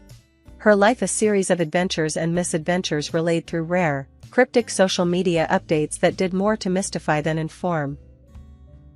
Then came the inheritance from Grandma, a blessing that felt like a lifeline. I poured that money into starting my own business, a landscape design firm. It was a dream come true, turning soil and seeds into serene escapes. Meanwhile, Claire's sporadic text showed pictures from beaches and bars, her wild, carefree existence a stark contrast to my structured days. My landscaping business was blooming, and I was deep in the green, literally and figuratively. With every shrub I planted and every garden I designed, I felt more anchored, more at home in my world. One busy Tuesday, as I was hauling bags of mulch across the nursery, I first met Michael. He came in wearing a plain white tee and jeans, a resume in hand, looking every bit out of place among the flora. "Hi, are you Elizabeth? I'm Michael. Hear about the job?" His voice was clear, his handshake firm. "Yes, that's me. You're a bit early for your interview, but that's all right." Let's talk as we work. You can help me with these bags, I said, motioning towards the pile of mulch. We talked as we worked, his ease with physical labor apparent. He wasn't just some guy, he was someone who knew his way around a garden, his knowledge deep, not just fluff. His simplicity was refreshing. No airs about him, just a genuine love for the earth and what it could yield. By the time we finished setting up the new floral display, I was more than convinced about him. You're hired, Michael. Can you start tomorrow? His grin was as wide as the horizon. Absolutely, wouldn't miss it for the world. Over the next few months, Michael became more than just an assistant. He was a confidant, a co-conspirator in all things green and growing. Our lunch breaks often turned into brainstorming sessions, or just times to laugh over spilled seeds or a particularly stubborn patch of earth. It was during one of these lunch breaks that things shifted. We were sitting on an old wooden bench, sharing a pizza. You know, Liz, I've been thinking, Michael started, his tone a bit more serious than usual. Yeah? What about? If it's about that weedy patch by the fence, I'm all ears, I joked, trying to keep things light. He chuckled, then turned to me, his eyes steady. No, not that. About us. I mean, I like working here, with you. A lot. And I was wondering if you maybe feel the same? His words hung in the air, mingled with the scent of pine and fresh earth. It was one of those moments, the kind where everything seems to pause. Michael, yeah, I do. I really enjoy having you around too, I admitted, feeling a mix of nerves and excitement. Good, that's good. So, do you think we could, go out sometime? Not as boss and employee, but just as us? I laughed, more out of relief than anything. I'd like that. Let's do it. Great. It's a date then, he said, his smile making me feel like everything was just as it should be. A year later, we got married. It was a simple ceremony, just close friends and family in a small garden we both loved. Standing there with Michael, exchanging vows beneath the arch of blooming jasmine, I felt a sense of completeness. Just when you think you've got life somewhat figured out, it throws a curveball. Mine came in the form of an unexpected call from my mom. Liz, guess who's back? Your sister Claire. She's here and wants to see you, Mom said, her voice a mix of excitement and nervousness. We're having dinner tonight. You and Michael should come. That evening, Michael and I drove to my parents' house. The familiar landscape rolled by, but my stomach twisted with every mile closer to what felt like stepping back in time. Walking up to the door, Michael squeezed my hand. You okay? Not really. But let's get this over with, I muttered, trying to plaster on a smile as we rang the bell. The door swung open, and there was Claire, as radiant and charming as ever, a stark contrast to the knot of anxiety I felt inside. Liz, look at you, all successful and married.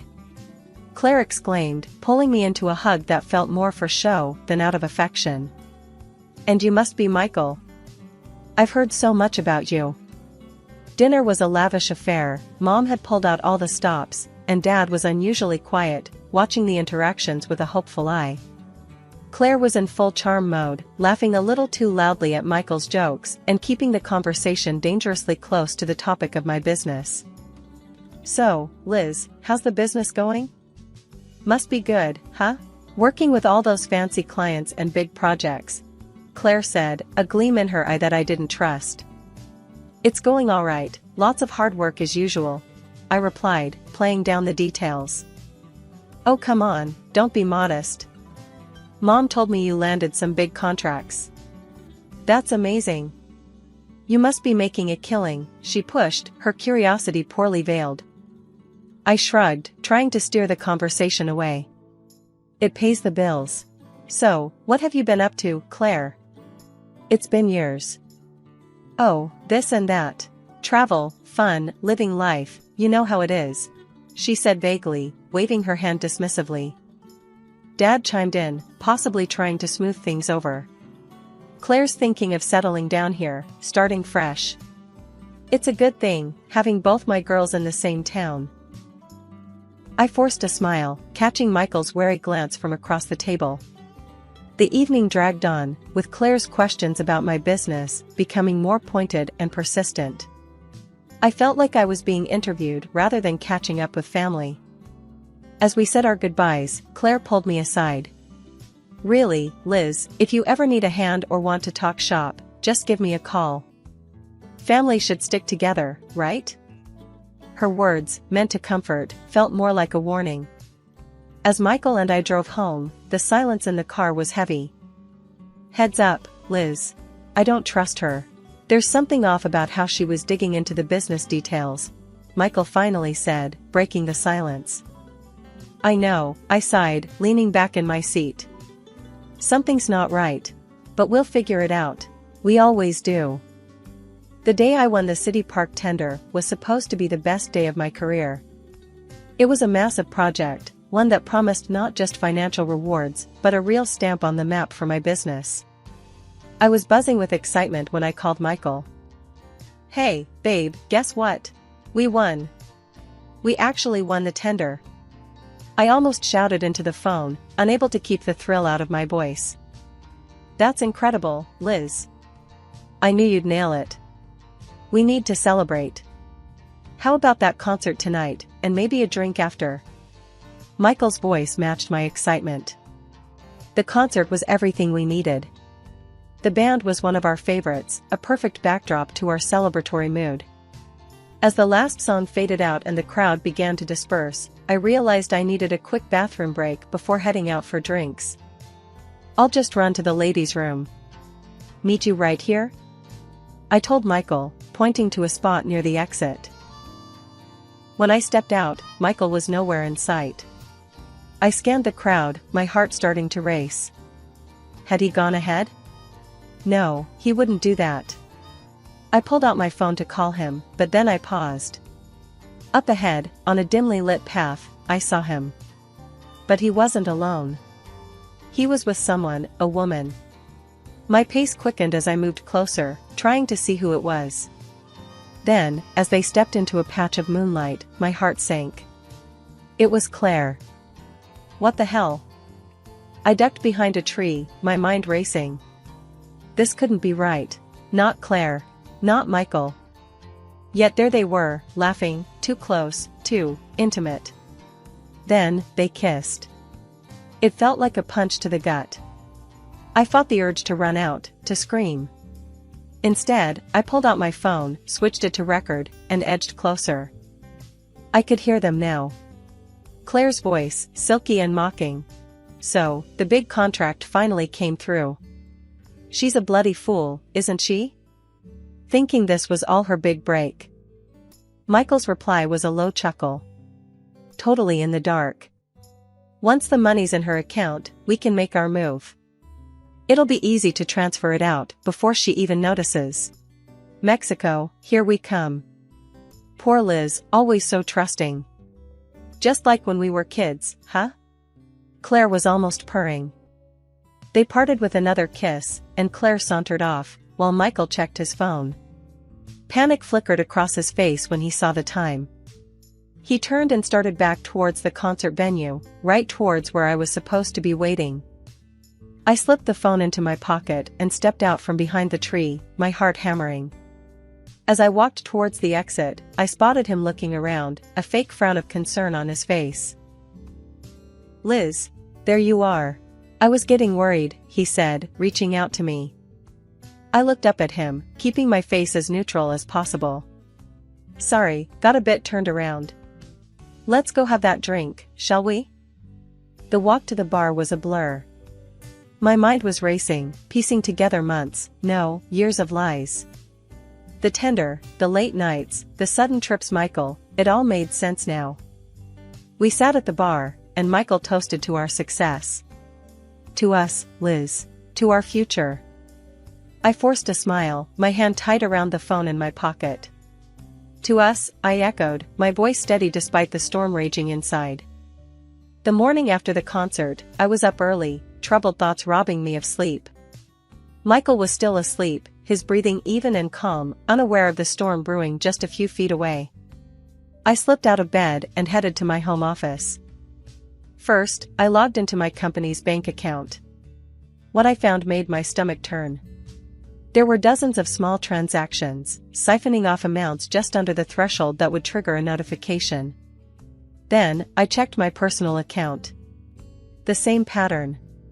Money, my money, leaking away like water through cracks.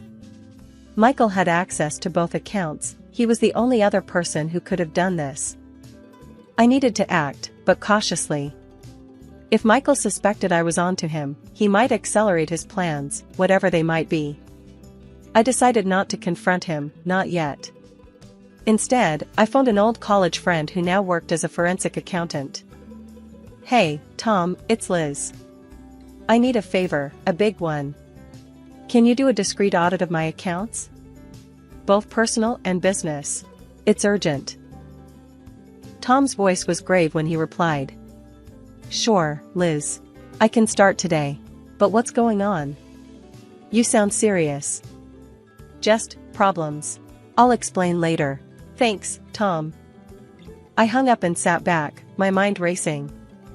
For the next 2 weeks, I had to keep up appearances. The thought of acting normal around Michael twisted my gut, but I had no choice. 2 days later, Tom called me with the preliminary results. "Liz, it's not looking good. There are irregularities all over the place. It's like someone's been consistently skimming off the top. You were right to be suspicious." Hearing it so plainly hit hard. "Can you compile everything? I might need it soon." "Of course. I'll get everything organized. Liz, be careful, okay?" I promised I would, hanging up with a heavy heart. A couple of days later, I received an email from Tom. Armed with the audit results and the damning recording, I knew it was time to bring in heavier reinforcements. My hands were shaking as I dialed Mark, a classmate from high school who had since become a cop. "Mark, it's Liz. Elizabeth Miller. I need help, and it's pretty serious." There was a pause on the line before he responded, his voice cautious but concerned. "Liz? What's going on? Are you okay?" I took a deep breath, steadying my nerves. "No, not really. I've uncovered something. It's a long story, but it involves fraud, my husband, and my sister. We agreed to meet at a quiet cafe away from prying eyes."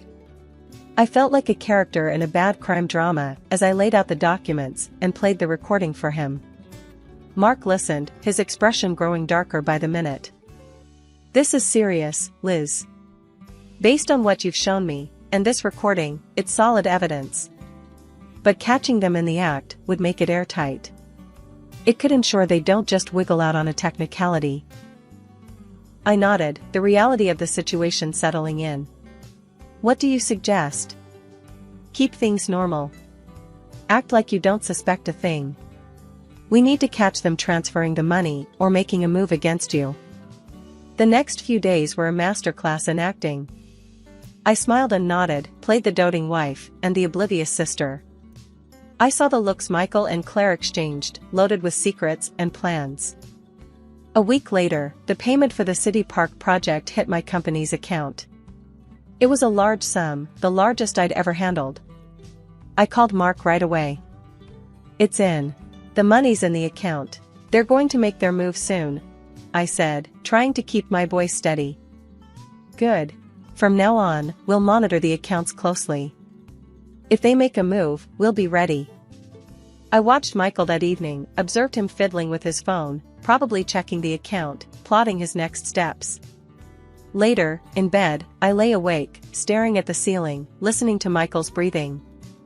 It was almost hard to believe that this man, the man I'd loved and trusted, was plotting against me.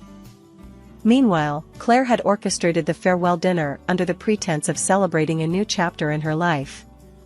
As I walked into my parents' house, the atmosphere was buoyant, almost surreal in its cheerfulness.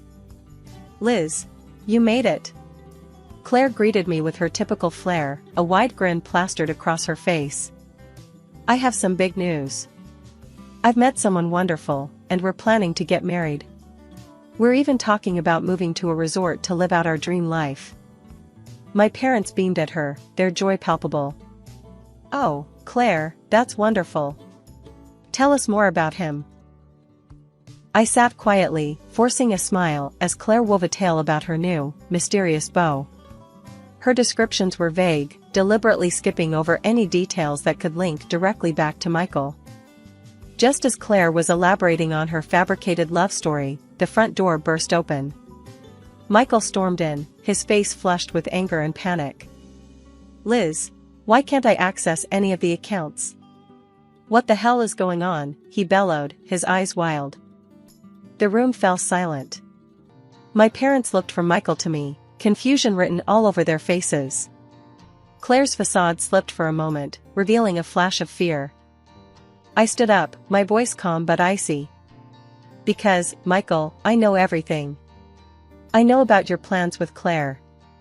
About the money, about the lies." I pulled out my phone and hit play. The recording of their conversation under the dim lights of the park filled the room. Claire's scheming words, Michael's complicit laughter, it all echoed off the walls, stark and undeniable. My parents turned pale, their expressions shifting from confusion to horror. Michael and Claire made a move towards the door, a pathetic attempt to escape what was coming. At that moment, the police, led by Mark, entered the house. "Michael Turner, Claire Miller, you are under arrest for attempted fraud. You have the right to remain silent. Anything you say can and will be used against you in a court of law." The officers handcuffed them. Michael's plea was pitiful.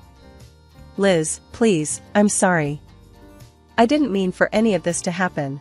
Forgive me." I looked at him, at the man I once loved, and felt nothing but revulsion. "There's nothing to forgive. You made your choice." After the police and the chaos had left, the house was painfully quiet. My father looked at me, his eyes brimming with tears.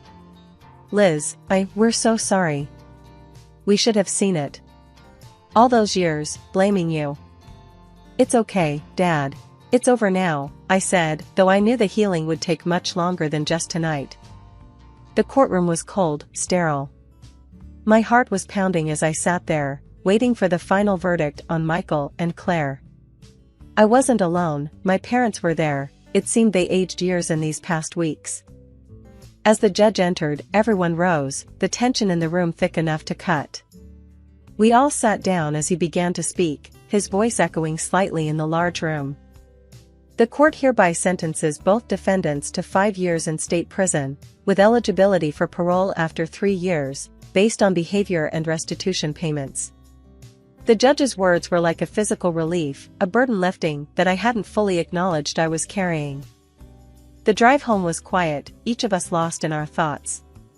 When we arrived, the sight of the garden, lush and vibrant, was a stark contrast to the morning's events. I took a deep breath, the familiar sense grounding me. "Why don't we have dinner together tonight? At home? Just us?" I suggested, longing for the simplicity of a family meal. "That sounds perfect, honey," Mom said, relief in her voice. As they went inside, I lingered in the garden, my sanctuary. I touched the leaves, the petals, reminding myself of the growth and life that continued, relentless and beautiful despite the harshness of the world.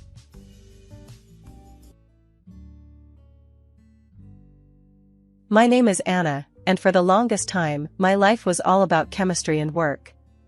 After high school, I threw myself into university, studying to become a chemical engineer. Then it was straight to the lab, developing new polymer compounds. My personal life? Didn't even make the to-do list. It was work, more work, and, well, you get it. Then, one unexpected night, everything shifted. I didn't even want to go to that party. It was one of those "you have to come, Anna" situations where my friend Jenna practically dragged me out the door. "It'll be fun," she said. I doubted that, but I went. At the party, Jenna was in her element, chatting up everyone. Then she grabs this guy by the arm and pulls him over to where I was nursing my drink in silence. "Anna, meet Tom," she said, a little too enthusiastically for my liking. "Tom, this is the genius chemist friend I was telling you about." Tom looked a bit taken aback, his eyes wide as he took me in. "Hi," he said, his voice uncertain. "Jen has told me quite a lot about you." "Good things, I hope," I replied, trying to keep the conversation light. "Yeah, very impressive," he managed, though it sounded like he was talking about a scary movie, not a person. We somehow stumbled through the initial awkwardness and found a quiet corner. Turns out, Tom worked as a manager at a trading company and was a lot more down to earth than our rocky start suggested. He confessed later that night that he'd been intimidated at first, thinking I was too smart for someone like him. That made me laugh. It was refreshing, really. We started seeing each other, and a year flew by. I was surprised at how serious we'd gotten, considering how I used to dodge anything personal, like a chemical spill. Then came the day I met his family. His mom was a sweetheart, welcoming me with open arms. But his sister, Laura? A different story. Right from the start, she looked at me like I was a problem she hadn't figured out how to solve yet. During dinner, I tried to make conversation, asking her about her interests. She just smirked and said, "So, you're the chemist? You cook up stuff in the lab, and now you're here to cook my brother's brain?" I was taken aback, but managed a weak smile. I prefer to think I enlighten minds rather than cook them. Ethan, trying to cut the tension, jumped in. "Laura's always been protective of me," he explained. "She's not easy to win over, but don't take it personally." As if on cue, Laura leaned over and whispered loudly enough for me to hear, "No one's good enough for my brother, remember that." Despite Laura's cold reception, Ethan and I got engaged and planned a modest wedding. On our wedding day, Laura's attitude was even more brazen. She rolled her eyes during our vows, snickered during the speeches, and complained loudly about the food and decorations. A couple of months had passed since Ethan and I said our vows. Just as we were settling into our new life, his mother, Mrs. Johnson, took a bad turn. Her illness baffled the doctors, no one could pinpoint what was wrong. She was confined to her bed, her body partially paralyzed, plagued by severe headaches and kidney pain. Ethan suggested that I move into their family home to help care for her, and given my fond relationship with his mother, I agreed without hesitation. From day one, the reality of our situation hit hard. Mrs. Johnson was in a bad way, rarely leaving her bed, and I took on much of the caregiving alongside Ethan. I bathed her, helped her change, and gently combed her hair, which, distressingly, came out in clumps more often than not. One evening, while Ethan was downstairs sorting through some bills, I broached a delicate subject with him in the kitchen. "Ethan, your mom's condition is worsening. Don't you think a nursing home with professional care might be better for her?" I suggested, hoping he'd see the sense in it. Ethan rubbed his forehead, the weight of the world seeming to press down on him. "I know, Anna, I know it's bad. But Laura, she's adamant about keeping Mom here. She says a nursing home would just make things worse." I sighed, my hands clenching in frustration. "But isn't it worse for her to suffer here without proper medical care?" Before Ethan could reply, Laura walked into the kitchen. Her presence was always like a storm brewing. "I heard that, Anna. You think you know better than us? My mother stays where she is," she snapped, her eyes flashing angrily. Realizing this wasn't a battle I could win today, I backed down. "Okay, Laura. I didn't mean to upset you. I just hate seeing her like this." After Laura left, Ethan whispered a tired apology. "I'm sorry. Laura's been through a lot. You know, with her husband passing and everything. She's not herself." "Yeah, I get it," I replied, though I felt a bitter edge to my words. "But it's not just about what she wants. It's about what's right for your mom." Ethan nodded, looking equally torn. "I know. Let's just give it some more time. Maybe she'll come around." Time passed slowly after that conversation. Days turned into weeks. I spent hours by Mrs. Johnson's side, watching her struggle with every passing day. Her room became a world unto itself, filled with the sounds of her labored breathing and the soft hum of the medical equipment that seemed to multiply with each week. Laura's resistance, Ethan's indecision, and the daily sight of Mrs. Johnson's suffering weighed heavily on my heart. Moving in here, I had hoped to make things better, to be a part of the family in every way that counted. But as each day passed, I felt more like an outsider fighting an unwinnable battle, clinging to the hope that somehow, someway, I could make a difference in this house that had become my home. Living with Ethan's family was proving to be more of a challenge than I'd ever expected. My relationship with Laura was especially tense. She always found something to criticize about me, and it didn't help that Ethan rarely stood up for me in these conflicts. One afternoon, I was in the kitchen trying to prepare a meal that Mrs. Johnson could easily swallow. Ethan was at work, and I was alone, which was becoming more and more my preference given Laura's frequent, harsh visits. As I was mashing potatoes, the back door slammed. I didn't need to turn around to know Laura had entered. Making a mess as usual, I see, Laura's voice cut through the quiet like a knife. I kept my focus on the task at hand, my grip tightening on the masher. "I'm making dinner for your mom. She needs something easy to eat." Laura scoffed, leaning against the counter and watching me like a hawk. "You think you're some kind of saint, don't you? Always hovering, always playing the devoted daughter-in-law. Makes me sick." I placed the bowl down with a little more force than necessary. "I'm not trying to be a saint, Laura. I'm trying to help." "Oh, cut the crap, Anna. We both know you're just waiting for her to kick the bucket. Playing the grieving widow ahead of time, are we?" Laura snapped, her eyes gleaming with something spiteful. It was another regular Sunday dinner when the tension hit a new high. Laura had just breezed into the dining room, fashionably late as usual, wearing a bright red dress. As we sat down to eat, Laura started right in, like she was waiting just for that moment. "Really, Anna, must you always work so late? It's like you don't care about being a part of this family at all." I kept my eyes on my plate, trying to stay calm. "I do my best, Laura. My work demands a lot. Unlike you, who doesn't even know what it's like to work." Ethan, who had been silent up until then, finally spoke, though not in my defense. "Anna, please remember Laura is going through a lot right now with her husband's recent passing. Try to be a little more understanding." His words felt like a betrayal. I shot back before I could stop myself. Maybe if she dressed more like a widow rather than going to a party, I could take her grief a bit more seriously. The table went silent. Ethan's expression hardened. "Anna, that's uncalled for." "But it's true." I couldn't hold back.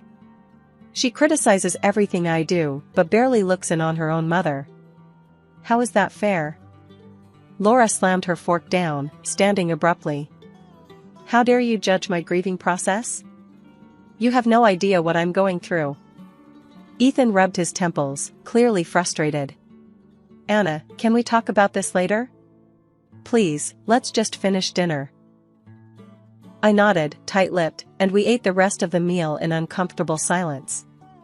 After dinner, I tried to clear the air with Ethan, but it was clear his patience was wearing thin. "Anna, I know it's hard, but you have to try harder with Laura. She's my sister. She's family." "And what am I?" I asked, my voice barely above a whisper. "You're my wife, and I love you, but Laura's been in my life a lot longer. You two need to sort this out." I felt alone, truly alone, even though Ethan was right there. It seemed like no matter what I did, it would never be enough for Laura, or, it seemed, for Ethan. 2 months had passed in a blur of daily routines and silent meals until the day we lost Mrs. Johnson. Her death was both a shock and a sorrow that gripped the household, pulling us all into a deep, somber state. Ethan was devastated, his grief palpable and heavy. At the funeral, under a dreary, cloud-filled sky, the tension that had been simmering between me and Laura finally boiled over. As people quietly murmured their condolences, Laura cornered me by the old oak near her mother's grave. "This is your fault, you know," Laura hissed, her eyes sharp and accusing. "If you had cared for her properly, she'd still be here." I felt a flash of anger, but I kept my voice steady. "Laura, I did everything I could. She needed professional care, more than what we could give at home. Excuses, just excuses. Laura snapped back, her voice low but fierce. You just didn't want the burden, did you? I tried to keep calm, but her words stung. That's not true, and you know it. I cared for your mother every day. Laura scoffed, shaking her head before storming off. The days that followed were filled with quiet mourning. I tried to give Ethan the space to grieve, but the house felt colder, emptier. While tidying up Mrs. Johnson's room one afternoon, I stumbled upon some old medical documents tucked away in her desk. Curiosity got the better of me, and I began to read through them. According to the files, Mrs. Johnson had been in excellent health just a year ago, but her condition had deteriorated rapidly, leading to the failure of several organs all at once. Later that evening, I brought it up with Ethan. It's odd, isn't it? Her health declined so suddenly. And it says here multiple organ failure was the cause. Ethan, still looking tired and worn from the days of grieving, nodded slowly. Yeah, it's strange. The same thing happened to Laura's husband. He also had multiple organ failures. A chill ran down my spine as I remembered something from my chemistry classes. Ethan, both your mom and Laura's husband had severe hair loss before they passed, right? He looked up, puzzled by the direction of my question. Yes, that's right. Why? I hesitated, the implications swirling in my head. It's just, severe hair loss can sometimes be a sign of thallium poisoning. It's a stretch, but... Ethan cut me off, his voice a mix of disbelief and irritation. Let's not go down that road. It's been tough enough without adding wild theories into the mix. I nodded, agreeing outwardly, while inwardly I couldn't shake the uneasy feeling the coincidence gave me. But I knew better than to push it further. Ethan was already on edge, and my accusations, or even suspicions, could drive a wedge too deep to remove. It started like any other morning, except for the moment I ran my hands through my hair and felt a clump come away with my fingers. Staring at the strands in horror, my mind raced, I knew something was terribly wrong. Frantically, I headed to the lab at work, my heart pounding as I ran tests on myself, a procedure I was all too familiar with but never thought I'd use in such a personal emergency. The results were as chilling as my suspicions, traces of thallium in my bloodstream. Rushing home, I confronted Ethan, my voice trembling with fear and urgency. Ethan, I found thallium in my blood. Someone is trying to poison me. Ethan stared at me, his expression morphing from confusion to disbelief. You're being paranoid, Anna. You're seeing conspiracies where there aren't any. Before I could argue, Laura walked into the room, having overheard our conversation. Oh, please. You work in a lab, Anna. For all we know, you could have brought that poison home yourself. Maybe you poisoned Mom, she snapped, her voice dripping with accusation. I was aghast, the room spinning around me as her words sank in. Ethan's face darkened, his eyes narrowing. I can't do this anymore, Anna. You're too dangerous to be around. I want a divorce. My world crumbled in an instant. Laura smirked triumphantly. You heard him. Get out of our house. Numb and heartbroken, I packed my belongings, the weight of their betrayal crushing me. Sitting amidst the unpacked boxes, the truth slowly pieced itself together in my mind. It was Laura, she had poisoned her mother and tried to poison me. Determined to find proof, I hired a private detective and handed over all the evidence I had, including the medical reports and my blood test results. 2 weeks dragged by with agonizing slowness until the detective came back with shocking news. Laura had burned through the fortune she inherited from her late husband and was drowning in debt. It became clear her motives were as toxic as the poison she favored. This isn't just about inheritance, I told the detective, my voice steady despite the turmoil inside. She's eliminating anyone who stands in her way. She could be targeting Ethan next. Armed with this new information, I knew I had to act fast to prevent further harm. I called Ethan, my voice trembling but firm. Ethan, I have proof about Laura. We need to meet. You have to see this. His response was cold, dismissive. You're crazy, Anna. I can't believe I ever trusted you." And with that, he blocked my number, cutting off any chance of further communication. Standing there, phone in hand, I felt a mix of rage and resolve wash over me. Despite everything that had happened, I knew I needed to confront Ethan and reveal Laura's malicious plans. Reluctantly, he let me into the house. The coolness inside was a stark contrast to the sweltering heat outside. Ethan was quiet, his face drawn and tired. There was a glass of lemonade on the table, condensation beating on the outside. "It's hot out there," he said, nodding towards the glass. "Here, have some lemonade." Thirsty and distracted by the tension, I took a few sips. Almost immediately, my stomach churned painfully, a sharp stab that doubled me over. "Ethan," I gasped, clutching my abdomen. "Where did this lemonade come from?" "It's just lemonade. Laura made it. What's wrong?" His brow furrowed, a mix of concern and confusion crossing his face. "The lemonade, it's poisoned," I managed to say between sharp breaths. "Laura's trying to kill us for the inheritance." Ethan's expression shifted from concern to disbelief. "You're out of your mind, Anna. I'm tired of these crazy theories about Laura trying to kill someone." I was desperate, the pain overwhelming. "Please, Ethan, you have to believe me. Call 911. As I spoke, my vision began to blur, and I felt myself slipping towards the floor. The cold tiles were a harsh welcome as I hit them, semi-conscious, barely aware of my surroundings. Just then, Laura walked in, catching the tail end of our conversation. She looked from Ethan to me, lying helpless on the floor, and a smirk twisted her lips. "Really, Ethan, she's losing it. Making up stories even now," she said, her voice dripping with disdain. Ethan, conflicted and overwhelmed, rushed to the kitchen to fetch a cold compress, leaving me at Laura's mercy. Kneeling beside me, Laura leaned in close, her voice a venomous whisper. "This is the end for you. In a few hours, the thallium will finish its work, and then Ethan's next. Once he's gone, everything will be mine." Her words were the last thing I heard before darkness enveloped me, pulling me into a deep, silent void. I awoke in the sterile brightness of a hospital room, the beeping of machines by my bedside punctuating the quiet. My mind felt foggy, memories of the last few days tangled like a ball of knotted yarn. The sharp pain in my stomach had subsided, replaced by a dull ache that seemed to echo deeper, reaching beyond the physical.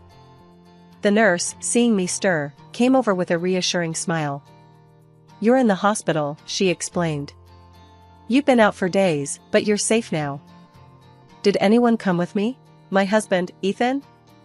My voice was hoarse, the words scratching their way out. She checked her notes, her expression neutral. "No, you were brought in by an ambulance alone. But your husband did call 911, even though there was some resistance, apparently." A doctor came in next, flipping through my chart with clinical detachment. "You're lucky to be alive. We managed to remove the thallium from your system in time. A few more hours and—" He didn't finish his sentence, but he didn't need to. As the reality of the situation settled in, I felt a mixture of relief and an overwhelming sense of betrayal. I was saved, yes, but at what cost? Ethan's absence spoke volumes, and the hurt from it gnawed at me. Later, 2 police officers walked into the room. Their faces were stern, their notebooks ready. "We understand you took matters into your own hands when you suspected poisoning. That was risky. You should have come to us as soon as you suspected something." Shame washed over me. He was right. I had been so caught up in proving Laura's guilt, I hadn't considered the dangers of facing her alone. "I know," I admitted, my voice barely above a whisper. I needed proof. I thought I could handle it." The other officer softened slightly. "Well, your actions did lead to uncovering the truth. We've apprehended your sister-in-law. It turns out she did poison her husband and your mother-in-law with thallium. We exhumed their bodies and confirmed it.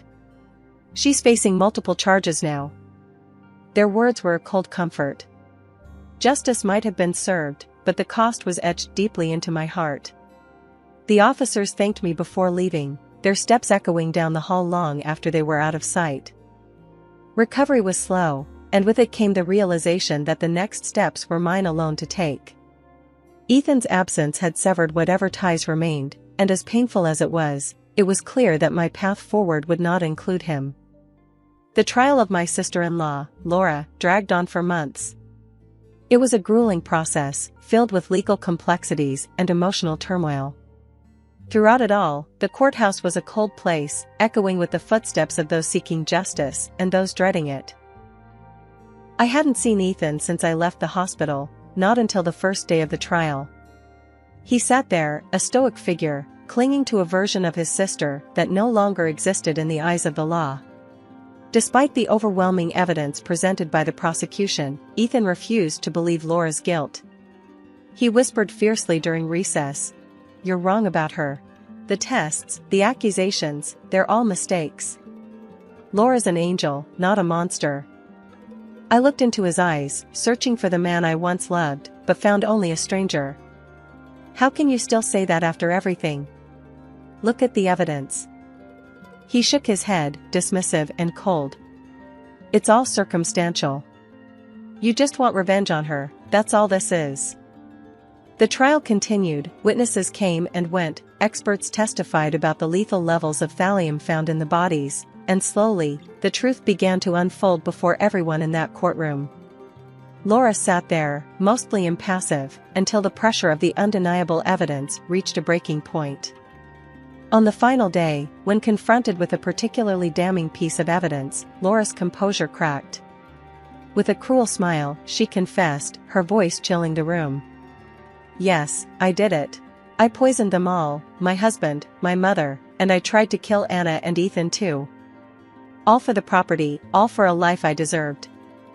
The courtroom erupted in murmurs, the shock palpable in the air.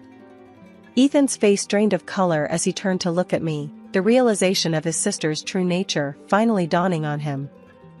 Laura was found guilty of double premeditated murder and attempted murder. The judge handed down a life sentence, ensuring she would spend her remaining days behind bars. Additionally, all her assets were seized and awarded to me as compensation for the immense physical and emotional harm she had caused. After the verdict, Ethan approached me outside the courtroom. His eyes were red, his voice shaky. "Anna, I'm so sorry. I was blind. Please, can we start over? Can we try again?" The pain of his betrayal, once sharp and biting, had settled into a dull, constant ache. I looked at him, really looked at him, and knew that too much had passed between us, too much had been broken. "No, Ethan. I can't. It's over." He reached out, but I stepped back, my decision firm. "Take care of yourself, Ethan." Leaving the courthouse, I felt a weight lift off my shoulders, not because I enjoyed the outcome, but because it was finally over. The battle was done, and justice, though it came at a steep price, was served. My recovery was slow, a process of rebuilding what Laura had tried to destroy. Physically, the poison had left its mark, and emotionally, the scars ran even deeper. I underwent treatment, attended therapy, and slowly pieced my life back together in a new apartment, far from the house that once promised a shared future with Ethan. Now, living alone, I work on forgetting, on healing. Some days are harder than others, the memories of betrayal and poison haunting me like ghosts of a past life. But each morning, I wake up and remind myself that I survived, that I am free from the web of deceit that once threatened to claim my life.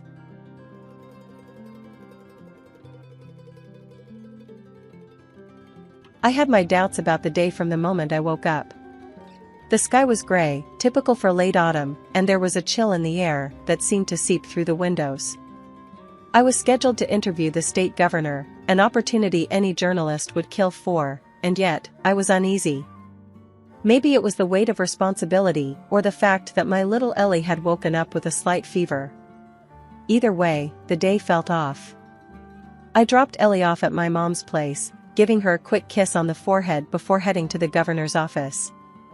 My mom, always the worrier, said, "Make sure you watch yourself around those politicians. They're all smiles and handshakes until they're not." At the governor's office, I was met by his assistant, a man named Tom.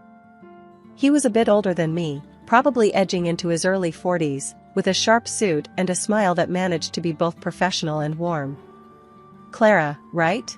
Heard a lot about you. All good, promise," he said, extending his hand. "Yeah, that's me. And you're Tom? I appreciate the help setting this up," I said, shaking his hand. His grip was firm, confident. The interview itself went better than expected. The governor was forthcoming, even charming, and I got some good quotes that I knew would make my editor happy. But it was Tom who caught my attention. He lingered nearby, always watching, making sure everything was in order. After the interview, while I was packing up my recorder and notes, Tom came over. "You got plans after this? There's a decent coffee place just around the corner. Their espresso will knock your socks off." I hesitated for a moment. It wasn't like me to mix work with anything personal, but there was something about Tom's straightforward manner that was disarming. "Sure, why not? I could use a good coffee after this," I replied. At the coffee shop, the conversation flowed easily. Tom talked about his daughter Amy, who was about to graduate high school and had plans for college. "She's got her mother's brains. Smart as a whip. I just try to keep up," he laughed.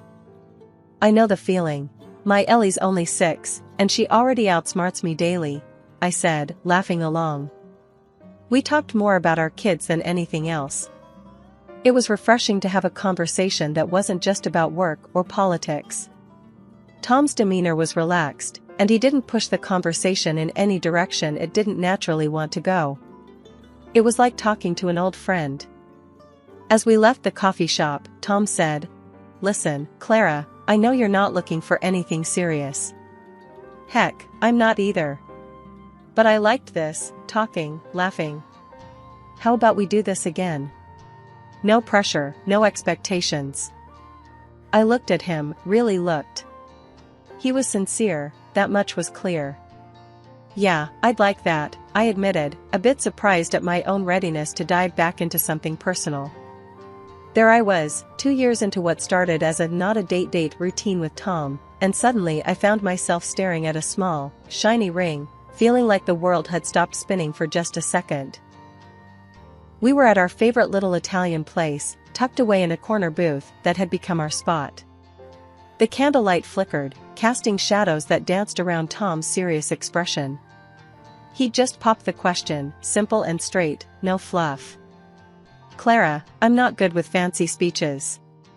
So, how about it? Will you marry me?" Looking into his hopeful eyes, all I managed was, "Are you sure? Because, you know, life with me is a three-ring circus." Tom laughed, that deep, reassuring sound that had first drawn me to him. "I'm counting on it. Ellie's a part of the deal, right? Wouldn't have it any other way." "Okay then, yes," I said, my voice steadier than I felt. "Yes, I'll marry you." Tom's place was bigger, with a yard that seemed to stretch forever and rooms that echoed with the potential of new memories. The first evening we spent there, Tom cooked dinner, something he'd become famous for during our not-a-date dates. Ellie watched him like a hawk, her curiosity barely contained. "Tom, are you sure you know how to cook? Mom usually burns the pasta," she stated matter-of-factly, standing on tiptoe to peer over the counter. Tom winked at her, tossing vegetables in a pan with a chef's flair. "I promise I won't burn anything." Scout's honor.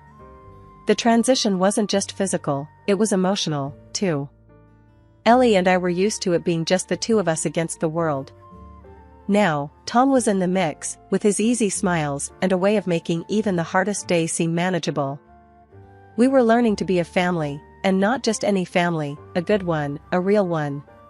Life in Tom's house was starting to feel more like home every day, but there was still one piece of the puzzle that didn't quite fit, his daughter, Amy. She was in college in another city, and we didn't see her much. The few times we did, the air felt charged, like a storm was always about to break.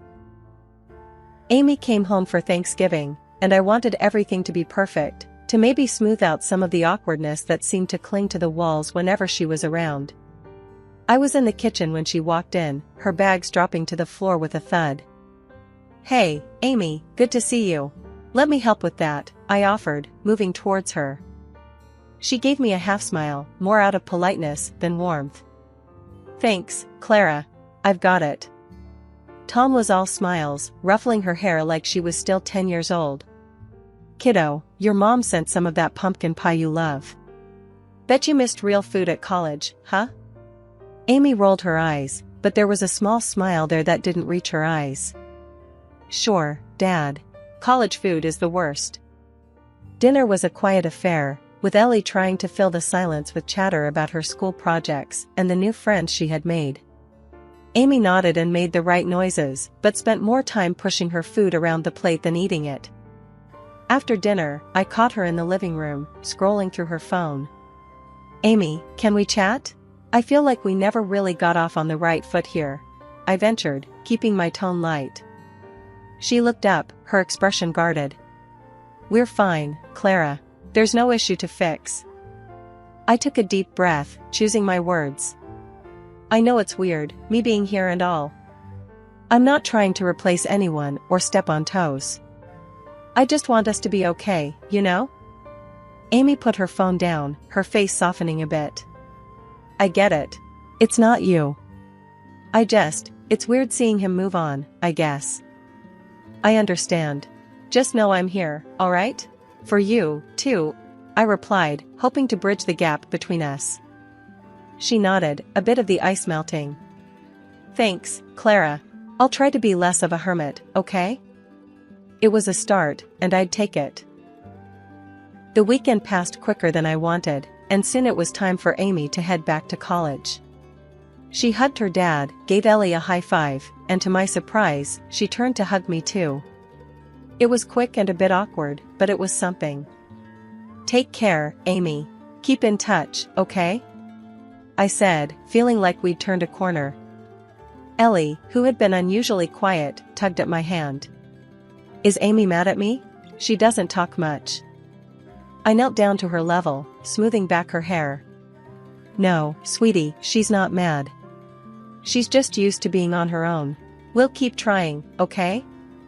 Navigating new family dynamics was never going to be easy, but I believed in us. With patience and a lot of open hearts, I hoped we'd find our way to being not just a family by name, but one in spirit too.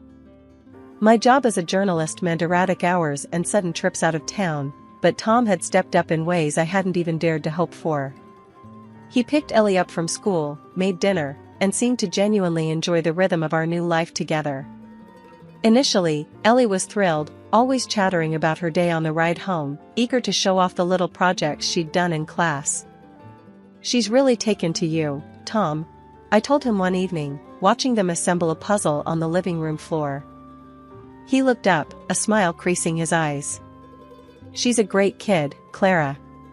Couldn't ask for a better stepdaughter." But a few months in, I noticed a shift in Ellie. She became quieter, more reserved. The light in her eyes dimmed, replaced by a skittishness that set alarm bells ringing in my mind. I tried to coax her into talking, to share what was on her mind, but she just shrugged and forced a smile. "It's nothing, Mom. Just tired, I guess," she'd say, but the mother in me knew better. Something was off. Then one night, as we were getting ready for bed, I noticed a bruise on her arm, a nasty, purple shadow that made my heart stop. "Ellie, what happened?" I asked gently, trying not to sound as panicked as I felt. She avoided my gaze, fiddling with the hem of her pajama top. "I fell down at school. It was silly. I wasn't looking where I was going." But the bruise looked like it had a story that didn't involve a simple fall. My mind raced with dark thoughts of bullying. "Did someone do this to you at school? You can tell me, Ellie." She shook her head quickly, too quickly. "No, Mom. It was just me being clumsy. Really." The next day, I dropped by her school and spoke with her teacher, Mrs. Jennings, a kind woman who had always been open about classroom dynamics. "Mrs. Jennings, has Ellie been having any trouble with other kids? Any signs of bullying?" Mrs. Jennings looked genuinely surprised. Oh, no, Clara. Ellie gets along well with everyone. She's a quiet child, but she's not having any problems with other children that I've noticed. That left me more unsettled. If school was fine, then what was causing Ellie's change in behavior and the mysterious bruise? My mind churned with possibilities, none of them good. Determined to get to the bottom of things, I decided to buy a smartwatch that could record audio. I told myself it was for Ellie's safety, that I wasn't invading her privacy but protecting her. When I gave her the watch, her face lit up with a smile I hadn't seen in weeks. Wow, a smartwatch? For me? Ellie's voice was filled with excitement. Yep, you can wear it to school and everywhere. Think of it as an early birthday gift, I explained, trying to keep my voice cheerful. I watched her strap the watch to her wrist, her fingers fumbling with excitement. My heart was heavy with mixed feelings as she admired it. I hoped the watch would provide answers, that it was just my overactive imagination at work and nothing more. The routine with the smartwatch started off innocent enough. For days, all I heard were snippets of school lessons and the mundane chit-chat of children's lives.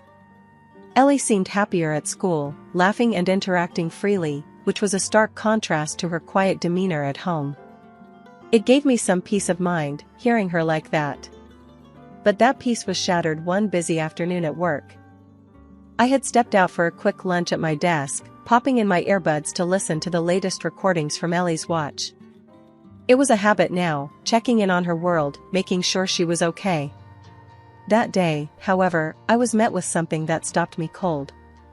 Tom's voice boomed through the tiny speakers, harsh and cruel. "You're such a fool, Ellie. Why can't you ever listen?" His words were sharp, each one a dagger. The reply was a small, stifled sob, unmistakably Ellie's. "I'm sorry, I didn't mean to." Then the sound, a sharp slap, the kind of sound that echoes long after it's over, followed by Ellie's crying. My hand flew to my mouth, stifling a gasp. My heart raced, anger and shock warring inside me. This wasn't just a small misunderstanding. This was my worst fear laid bare. I sat frozen, my lunch forgotten, as the world continued bustling around me. I couldn't think straight. All I knew was I needed to get to Ellie, to hold her, to get her away from him. I rushed home, my mind racing, planning, dreading. When I arrived, Ellie was there, alone, sitting quietly in her room. Seeing her like that, so small, so vulnerable, it broke something inside me. "Ellie, baby, we need to talk," I said gently, sitting beside her on the bed. She looked up, her eyes wide and scared. I took a deep breath, steadying my voice. "I know about Tom, about how he's been treating you. You don't have to be scared anymore. I heard everything." The floodgates opened then, and she poured out everything. The threats, the hits, how he'd made her promise not to tell me, how scared she was that it was somehow her fault. My heart ached with every word. I packed a few things quickly and drove her to my parents' house. They were horrified when I told them everything, and they didn't hesitate to take us in. "Stay here tonight," my mom said, her voice firm with that maternal resolve. "We'll take care of Ellie. You go sort this out." I hugged Ellie goodbye, her small arms clinging to me a moment longer than usual. "I'll fix this, I promise," I whispered, kissing her forehead. Leaving her there, safe with my parents, I drove back home. The house seemed darker, colder. I sat on the couch, the silence oppressive, waiting for Tom to come home. My mind raced with what I would say, how I would confront him.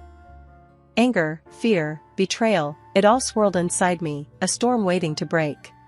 The sound of the front door opening and Tom's cheerful whistling sliced through the tense silence of the living room where I was waiting. He came in, all smiles, utterly unaware of the storm that was about to break. "Hey, babe. What's for dinner?" His voice rang through the house, light and carefree. I stood up, my stomach churning with nerves and anger. "We need to talk. Now," I said, my voice steely and calm. The smile faltered on his face. "Sure, what's up? You look serious." "It's about Ellie," I began, watching as his expression shifted from confusion to concern. What about her? Is she okay? He took a step towards me, his brow creased. I cut him off, the fury building inside me. No, Tom, she's not okay. Because of you. He stopped, his face a mask of bewilderment. What are you talking about? I know about the abuse, Tom. I know how you've been treating her when I'm not around. The words felt like bullets, each one harder to say than the last. For a moment, he just stared at me, and then he laughed. A cold, harsh sound that echoed mockingly around the room. You're being ridiculous. You have no proof. You think you can take me down? With what? Your overactive imagination? His arrogance boiled my blood. I have more than enough proof, Tom. He smirked, stepping closer. Come on, Clara. You and I both know you're bluffing. If you push this, I'll make sure you regret it.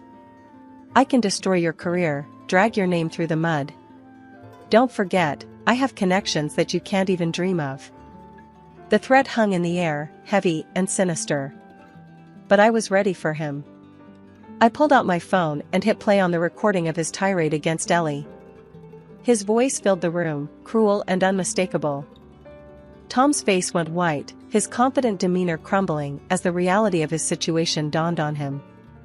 Clara, please, I was just stressed, I didn't mean.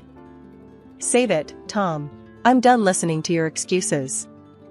I watched as he sank to his knees, his face crumpled in fear. Clara, I'm sorry. I'm so sorry. Please, I can change. Don't do this. Don't ruin my career and my life. You should have thought about that before you hurt our daughter. You're not getting away with it this time. I stood firm, despite the part of my heart that ached to see him so broken. But I had to be strong, for Ellie. At that moment, the doorbell rang. I walked past Tom, still kneeling on the floor, and opened the door to 2 police officers. I had called them before Tom got home, the final step in ensuring my daughter's safety. Officers, thank you for coming. He's in here, I said, leading them into the living room. Tom looked up, the fear apparent in his eyes as the officers read him his rights and handcuffed him. He muttered pleas for forgiveness as they led him away, but I felt nothing but a hollow relief. Ellie was safe now, and that was all that mattered. After the door closed behind them, the silence was deafening. I sank down onto the couch, the adrenaline fading, leaving exhaustion in its wake. I knew this was only the beginning of a long battle, but for the first time in what felt like forever, I could breathe.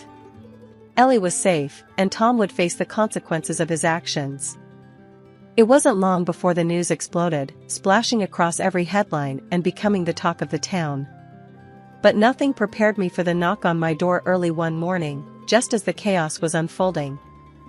I opened the door to find my first husband, Michael, the father of Ellie, standing there, his face etched with concern and a hint of anger. Beside him stood his lawyer, a sharply dressed man known for his ruthless courtroom tactics, his reputation preceding him. Clara, we need to talk, Michael said without wasting a moment, pushing past the formalities as his lawyer followed suit. I sighed, stepping aside to let them in. I guess we do.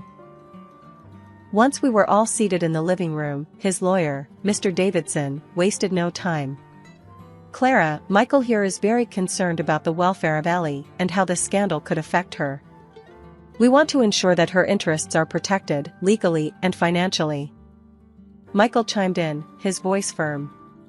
Clara, I won't let our daughter be dragged through the mud because of him. What were you thinking, getting involved with a guy like that? I bristled at his tone, my own anger rising. I was thinking that I found someone decent, which he seemed to be, until he wasn't. I'm handling it, Michael. As we debated back and forth, my phone buzzed. It was Amy, Tom's daughter, a message filled with urgency. I have something you need to see. Can we meet? I excused myself and stepped outside to call her. Amy, what's going on? Clara, I've got evidence. Evidence of what he did, not just to Ellie, but to me too, when I was younger. I'm ready to stand with you in court. Amy's voice was resolute, a stark contrast to the young woman who'd been so unsure before. Thank you, Amy. This means a lot. Let's bring this to light, all of it, I said, a wave of relief washing over me. Back inside, I relayed the news to Michael and Mr. Davidson. Looks like we'll have more than just our word against his. We have evidence, solid evidence, and his own daughter's testimony. Michael sighed, running a hand through his hair. All right, Clara. We'll support you in this, all the way. Just make sure it's handled with Ellie's best interest at heart. The court date was a spectacle, with reporters swarming the courthouse. Amy took the stand, her voice steady as she recounted years of hidden abuse. The evidence she provided was undeniable, the impact on the courtroom palpable. When the judge finally passed the sentence, it was more than I had dared to hope for. Tom was found guilty of child abuse and domestic violence. The judge awarded a significant fine in favor of both me and Amy, and Tom was sentenced to prison. His political career, his reputation, everything crumbled in the wake of his actions. The fresh start was exactly what Ellie and I needed. After everything that happened, buying a new house felt like claiming back a piece of ourselves that had been lost in the chaos. The house was smaller, cozier, a place where the shadows of our past couldn't reach us. Moving day was a mix of laughter and hard work, with boxes labeled Ellie's stuff outnumbering everything else. Mom, can I paint my room purple this time? Ellie asked, her eyes sparkling with the sort of excitement that had been missing for too long. Sure thing, kiddo. Whatever you want, I replied, grateful to see her so happy, so full of life again. We spent that first night on the living room floor, surrounded by boxes, eating pizza, and planning out what we'd do with each room. It was perfect, just the two of us, and yet, there was a new addition to our little family dynamic that I hadn't anticipated. Amy, Tom's daughter, had become a fixture in our lives. After the trial, something shifted between us. The shared trauma had bound us together, and she started coming around more often, helping with the house, bringing over books she thought Ellie would like, or just hanging out, talking about everything and nothing. Clara, you really didn't have to redo the guest room just for me, Amy said one afternoon as she helped me peel off old wallpaper. It's not just for you. It's your room, whenever you need it. Your family now, Amy, I said, and I meant it. She smiled, a little watery-eyed, and we went back to our task. In a twist I never saw coming, Michael, my ex-husband, started showing up too. First, it was to drop off Ellie or pick her up, but then it became coffee visits, then dinners. We talked a lot, about Ellie, about our past, about how we could never have imagined our lives intertwining like this again. Clara, I appreciate you letting me back in, after everything, Michael said to me one evening as we sat on the new deck, watching Ellie and Amy chase each other around the backyard. Michael, we're navigating through uncharted waters, but I think we're doing just fine, I replied, the ease between us a pleasant surprise. The relationship with Michael evolved, slow and steady. We were parents first, friends second, and if there was a hint of something more, we let it grow at its own pace. Ellie thrived in the new environment. Her laughter filled the house, her smiles more frequent and brighter. Seeing her like this, I knew we had made the right decision. Mom, look. I taught Amy how to make slime. Ellie exclaimed one Saturday morning, her hands and face speckled with glitter. Amy came into the kitchen, looking like she had fought a battle with a unicorn and lost. Yeah, she did. I think I have glitter in my hair still, she said, trying to brush it out, but laughing. Watching them together, I felt a profound sense of peace. We had weathered a storm, fought hard battles, and now, here we were, building a life full of hope and happiness. As the days grew warmer, our little household found its rhythm. We were a patchwork family, each of us with our own scars and stories, but together, we were whole. My name's Kimberly, just your average IT nerd with a knack for keeping things locked down, cyber-wise, that is. Since the pandemic took my folks, it's just been me, alone with their stuff and this valuable painting they left me. That thing's old, like handed down from my great-great-grandma old, signed by some big-shot English artist. Not that I'm selling, it looks too good in my living room. Work's been my life, literally steps from my apartment, and when I'm not there, you'll find me buried in my studies or firing up content for my YouTube channel. That's where the shy, awkward Kimberly becomes Cyber Kim, the guru of data protection. My videos are straightforward, nothing fancy, but they do the trick. I keep my friend circle tight. There's Sarah, a classmate from way back, and her husband, Mike, who's a lawyer. We'd catch up over cheesy slices or stuff ourselves with pasta at some Italian joint downtown, talking about everything and nothing. They're cool, the kind of friends who don't mind my tech rambles. So, this one day, I'm checking my channel comments, and there's a message from this guy, Tom. Not your typical nice vid stuff, he actually asked smart questions about firewall vulnerabilities.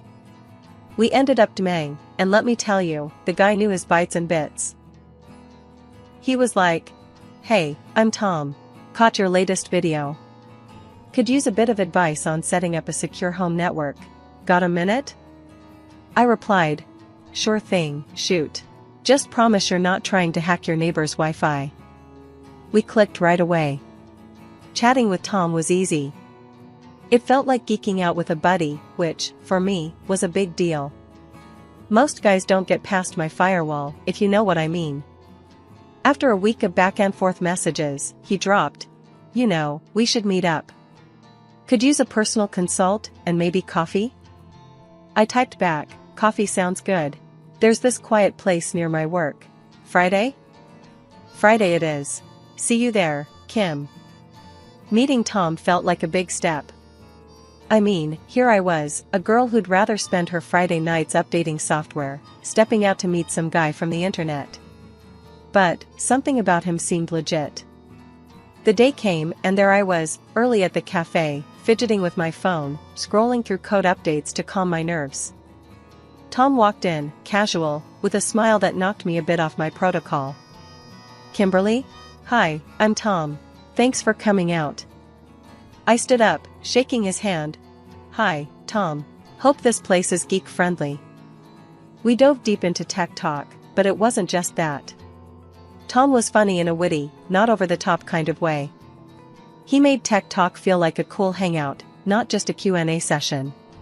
As we wrapped up, Tom said, "This was great. We should do it again, maybe make it a regular thing?" I nodded. "I'd like that. And maybe next time, I can save your phone from more than just theoretical threats." Walking back to my apartment, I couldn't help but smile. Maybe it was okay to let someone in, even just a bit. After all, even a cybersecurity expert needs a break from the screen sometimes. It was a sunny Saturday when Tom suggested we go meet his mom. He'd been talking about it for a while, like it was some big deal. "It's just lunch, Kim. But, you know, she's kinda old school, likes to know who's who in my life." I agreed, not because I was dying to meet his mom, but I figured if things were getting serious with us, I might as well get it over with. We drove out to a quiet suburb, houses all neat in a row, gardens manicured. Tom's childhood home looked just like him, orderly and tidy. His mom, Linda, was waiting at the door as we pulled up.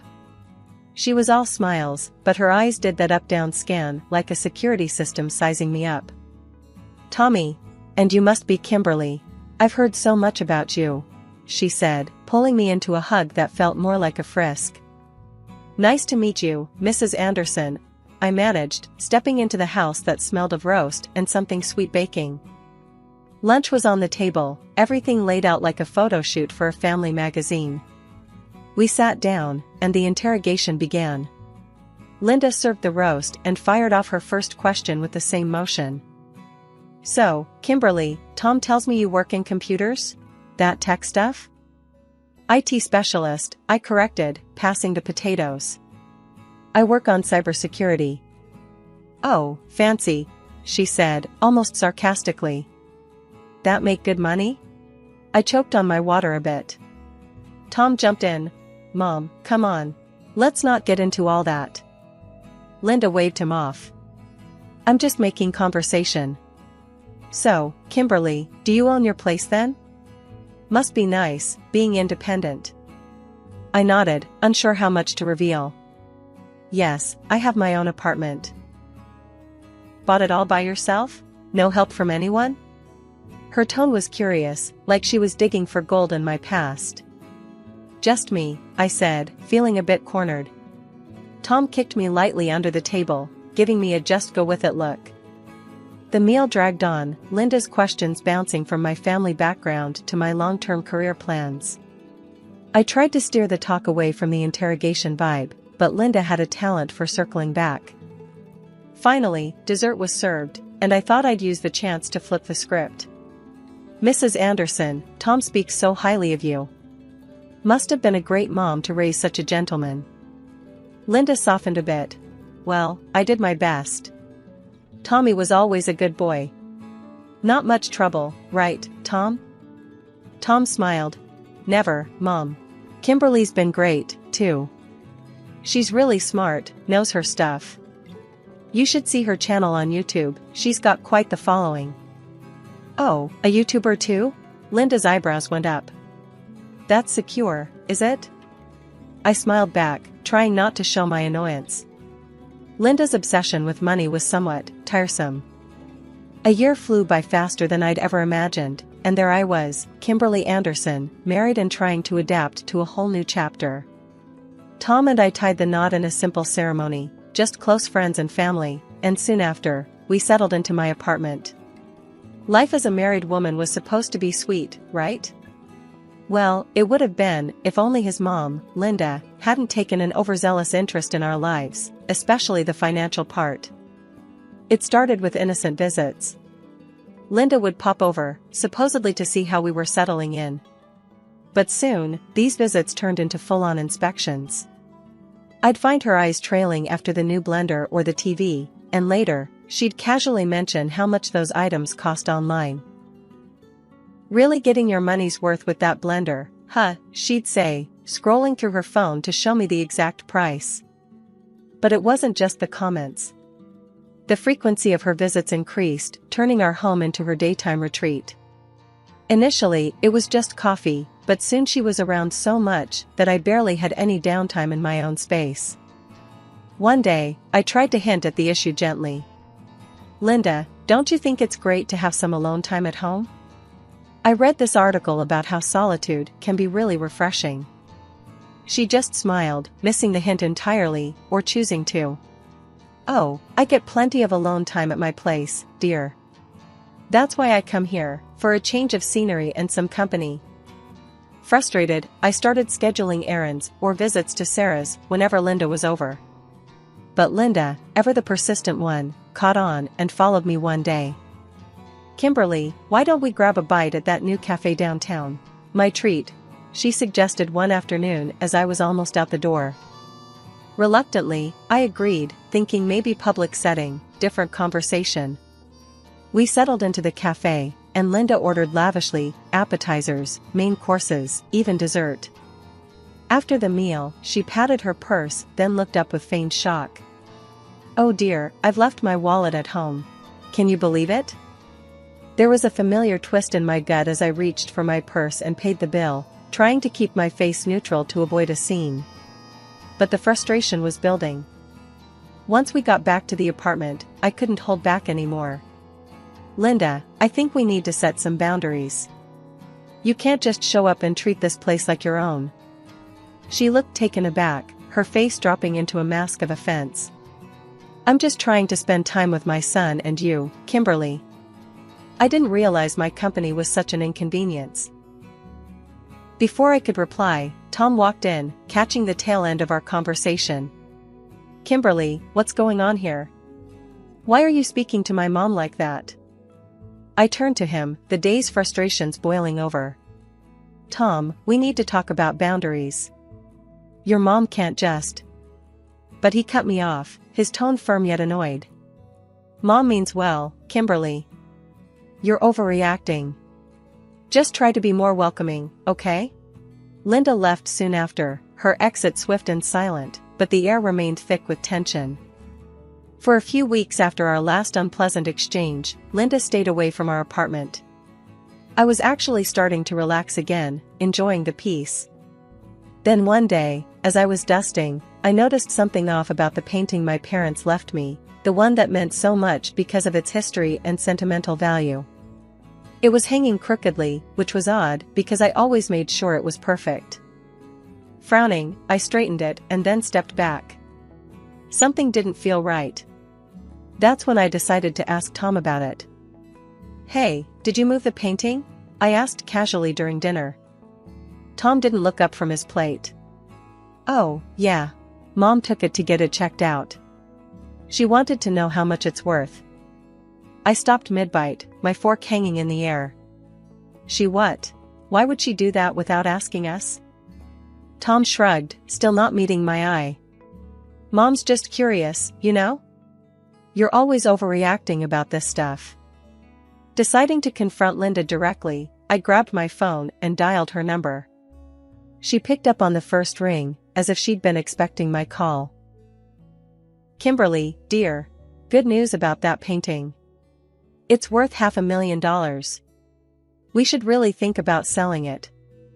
Her words made my head spin. "Linda, first off, it's not we. And you had no right to take my painting and have it appraised. It's not yours to sell." Linda's voice turned cold.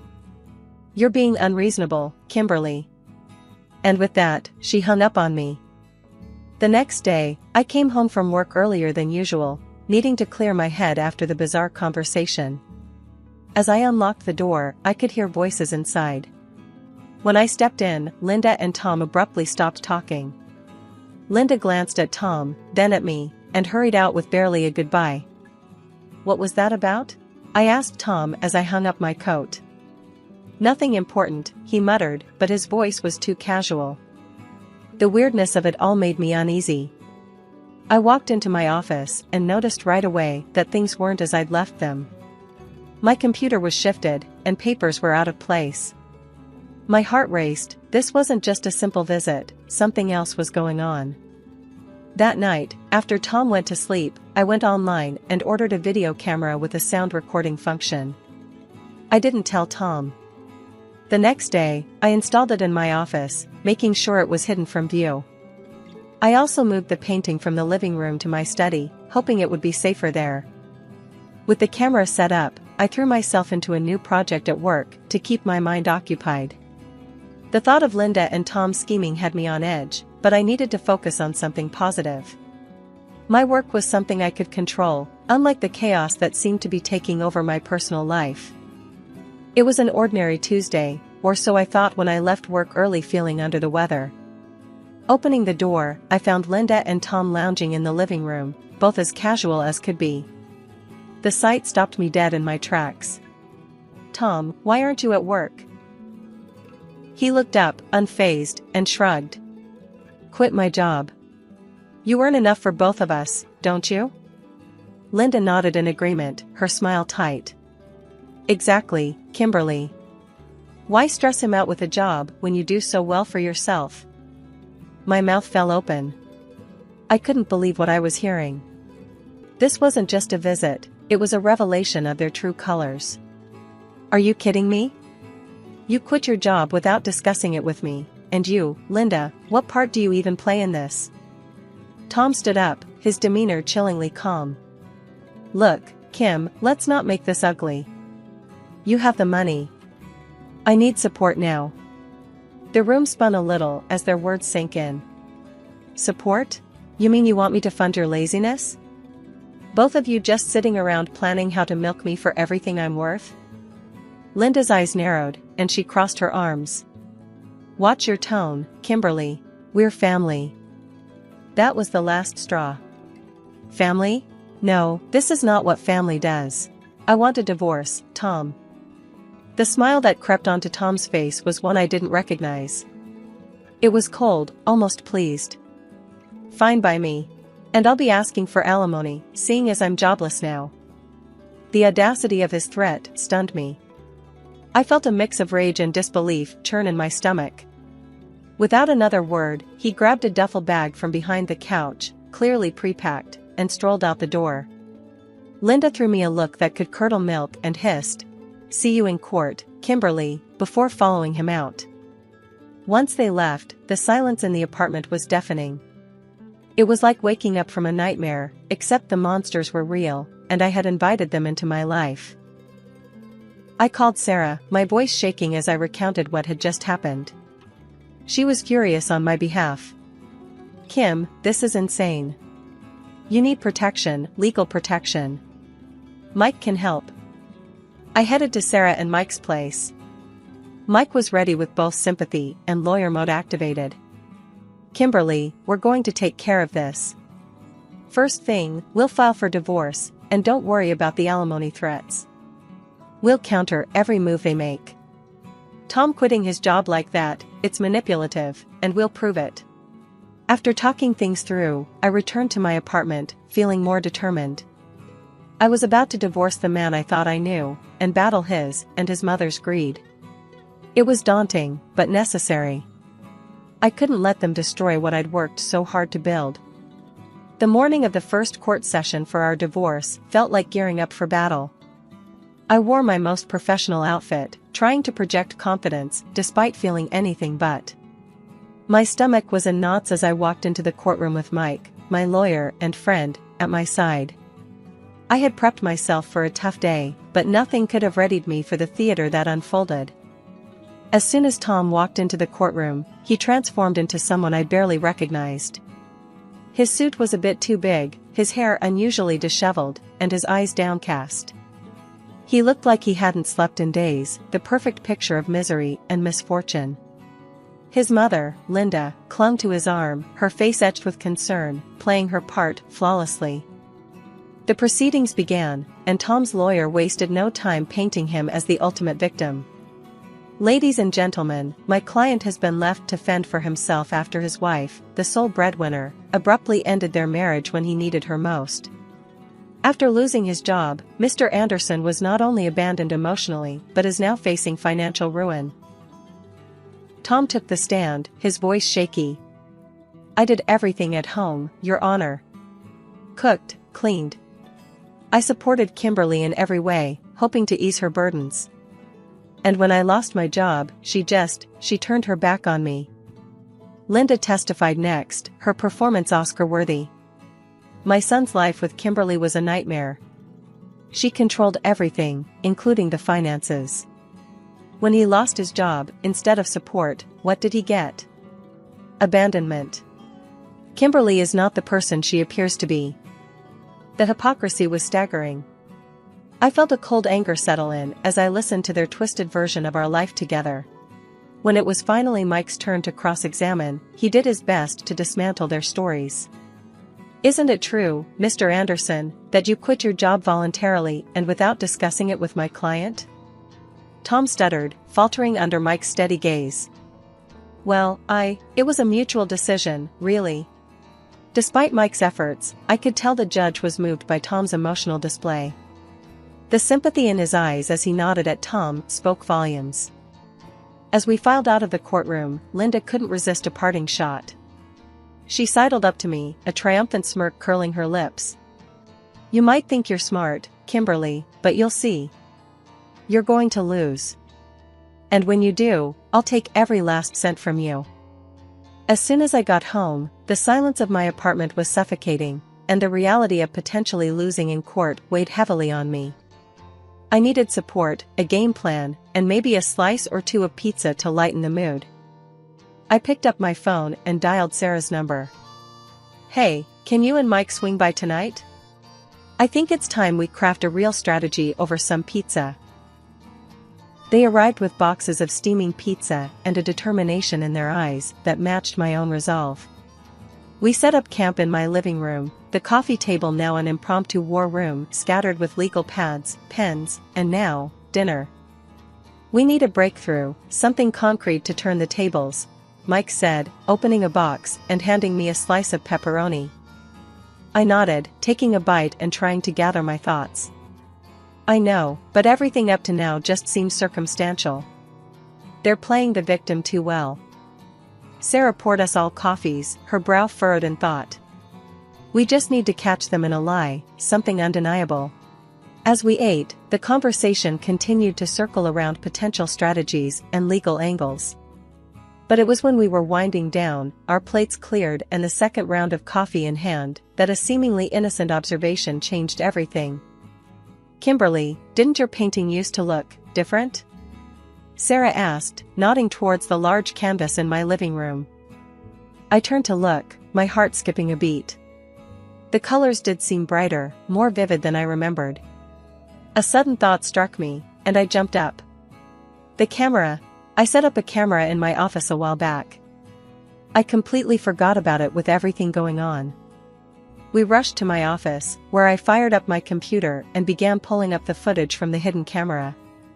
The files loaded, and we watched intently as the days clicked by in fast forward. Then, there it was. The day Tom and Linda had been alone in my apartment. The video showed them entering the room, glancing around nervously before approaching the painting. Their voices were low, but picked up clearly by the camera's mic. "Make sure you swap it out smoothly. No one will ever know. Once we sell the real one, that's $500,000 we're sitting on." Tom's voice was a whisper, but the greed in it was loud and clear. Linda's laughter was chilling. "And once she's out of the picture with the divorce, we'll live like royalty. No more hiding, no more scrimping. Just wait, that alimony will be the cherry on top." My hands were shaking as I paused the video. We looked at each other, the gravity of the situation sinking in. This wasn't just petty theft, it was a calculated betrayal. "We've got them, Kim. This is it. This video could discredit them completely in court," Mike said, his voice steady and confident. The rest of the evening was spent in a flurry of planning. Mike outlined our next steps, detailing how we would introduce the video evidence in court, ensuring its impact would be undeniable. Sarah helped me draft a statement, her words crafting a clear, concise narrative of betrayal and deceit. The morning of the final court session was unlike any other. As we entered the courtroom, I caught sight of Tom and Linda, smug expressions planted firmly on their faces. They had no idea what was coming. The court settled, and the judge called the session to order. Mike was the first to speak, his voice filling the room. "Your Honor, we request permission to submit new evidence crucial to this case." The judge eyed him curiously. "And what might this evidence be?" "A video with audio, Your Honor, revealing the true intentions behind Mr. Anderson and his mother's actions." Permission was granted with a nod, and the courtroom hushed as Mike connected the USB drive to the court's AV system. I watched Tom and Linda, their confidence faltering as the screen flickered to life. The video played, their voices echoing through the courtroom. Tom's scheming words and Linda's greedy laughter filled the air, the shock and murmuring of the audience growing with each passing second. As the recording ended, the judge looked sternly at Tom and Linda, who had turned pale, their eyes wide with fear. The judge banged his gavel, his voice booming. "Based on this undeniable evidence, I declare the marriage between Kimberly and Tom Anderson dissolved. Mr. Anderson's claim for alimony is hereby rejected." He wasn't finished. Turning to his assistant, he barked, "Call the police. We have theft and conspiracy to commit fraud." The courtroom erupted into whispers and gasps as officers entered and approached Tom and Linda. Linda's composure broke, tears streaming down her face as she was handcuffed. "I'm sorry, Kimberly. I had debts. I didn't mean." "Save it, Linda. You did mean to," I cut her off, turning away as the police led them out of the courtroom. The painting was returned to me a few days later. Life slowly returned to normal. I poured my energy into my work and my YouTube channel, helping people protect themselves from the very deceit I'd experienced. 2 years passed. Then, one afternoon, my phone rang. It was Tom, his voice hesitant. "Kimberly, I'm out now. We're living in a rented place." I was hoping maybe we could try again. I've changed, really." I couldn't help but laugh, the sound bitter yet liberating. "Tom, you never change. You're just out of options. Goodbye." Hanging up, I felt a final piece of the past slip away. I was free, truly free, and as I sat back at my desk, planning my next video, I knew that no matter what came my way, I was ready. I'm Sarah, and if you had told me that falling in love would lead me straight into a battlefield, I might have stayed single. But here we are, or rather, here I was, fresh into medical school, with dreams bigger than my budget. I had been studying at the college for a couple of years, living off ramen and coffee, and picking up night shifts at the local hospital to keep the lights on. Then, at a typical blowout student party, filled with too loud music and cheap beer, I met Tom. Tom was something else, polite, a bit too clean-cut for these parties, and always with a clever comment. He was studying law, and not just anywhere, but at one of those schools where his classmates were more likely to end up on TV than not. "Hey, I haven't seen you around before," I said, making my way through the crowd to where he was standing by the makeshift bar. He looked up, a bit surprised, then shot me a smile. "Just hiding from the chaos, Tom," he extended his hand, which I shook, feeling the firmness of his grip. "Sarah," I replied. "Med student by day, coffee zombie by night." He laughed. "Sounds intense. Law's a snooze fest compared to that." We hit it off instantly. Within weeks, Tom and I were a thing, and I was happy. I mean, really happy. Then came the day he wanted me to meet his folks. I should have seen the storm coming. His parents lived in one of those massive houses where you could play hide and seek and actually need to call for help to find each other. I remember standing at their door, decked out in the nicest dress I owned, which suddenly felt too plain. Tom's mom, Mrs. Waverly, opened the door, and her eyes did a quick scan from my head to my toes. The chill in her hello could have frosted a cake. "Mom, this is Sarah." "Sarah, my mother," Tom introduced us, unaware of the ice in the air. Mrs. Waverly forced a smile. "Pleasure. Come in." Dinner was like sitting in a court where I was both the accused and the only witness. The table was set like something out of a magazine, with more forks and knives than I knew what to do with. "So, Sarah, Tom tells us you're in medical school. That must be interesting," Mr. Waverly said, in a tone that suggested he found it anything but. "It is, sir. Every day's a new challenge," I replied, trying to keep my voice steady. Mrs. Waverly joined in, her words sharp and quick. "And you work as well? A nurse, was it?" "Yes, at the city hospital. It's a good experience," I said, feeling my face heat up. She smirked. "Oh, a nurse. Well, we always need someone to clean up, don't we?" Mr. Waverly, meanwhile, had excused himself, mentioning something about needing to check on some work in his study. A convenient escape. The rest of the evening didn't improve. Mrs. Waverly's comments ranged from my family background, "So, your parents do, what exactly?" to my attire, "That dress is interesting. Where did you get it?" Each word was a barb, each glance a judgment. I wanted to defend myself, to tell her that I was more than my job, more than my clothes, more than the sum of my bank account. But I bit my tongue, for Tom's sake. As we drove home, the coldness of that night settled deep in my bones. I turned to Tom, trying to lighten the mood. "How about we just elope?" I half-joked, imagining a small, quiet wedding, just the two of us. Tom didn't laugh. He looked at me, dead serious. "Sarah, I want the big day, gala, guests, the whole 9 yards. We just gotta warm up to my parents a bit more, especially you." His words felt like a bucket of ice water. I nodded, hiding my disappointment. "Okay, we'll try it your way," I said, though my stomach nodded at the thought. Not a week later, the phone rang. It was Mrs. Waverly. "Sarah, darling, could you pop over this afternoon? I need a bit of help around the house." Her voice was sweet, which should have been my first warning. Something about her tone didn't sit right, but I agreed. I baked some cupcakes, chocolate, everyone's favorite, or so I thought, and dressed in my prettiest casual dress, hoping to make a better impression. When I arrived, the house loomed large and unfriendly, just like my memories of it. Mrs. Waverly met me at the door, not with a smile, but with a mop and a bucket. "Oh good, you're here. The housekeeper's sick, and we're in a dreadful state. You don't mind helping out, do you?" I stood there, cupcakes in hand, now holding a mop. No, of course not," I stammered, more out of shock than willingness. "Great. Start in the kitchen. And you can just leave those," she nodded disdainfully at my cupcakes, "in the trash.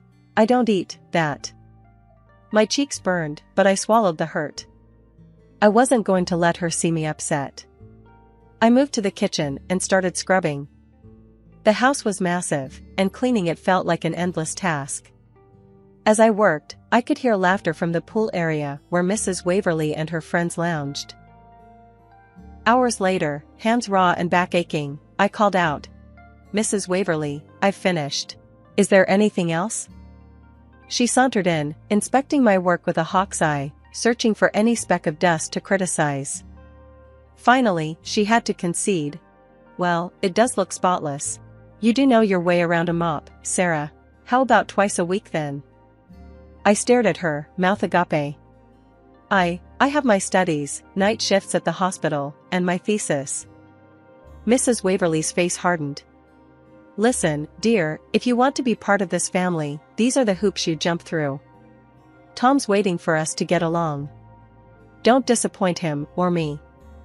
The threat was clear. Marry Tom, clean the house. Don't, and well, the alternative wasn't an option. "Okay," I muttered, defeated.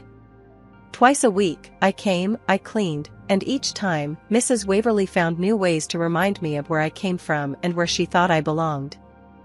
Twice a week, like clockwork, I scrubbed and cleaned Tom's family mansion. It wasn't what I signed up for when I imagined a life with him, but Mrs. Waverly seemed to have decided my role long before I even had a say. "You look just right with a mop, Sarah. It suits you better than a stethoscope ever will," she would taunt as she watched me from her perch, sipping her expensive tea.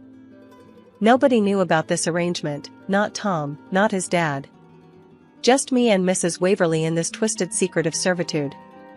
She never paid me. Instead, she paid with sharp jabs about my background, about how I was practically a charity case they had taken in.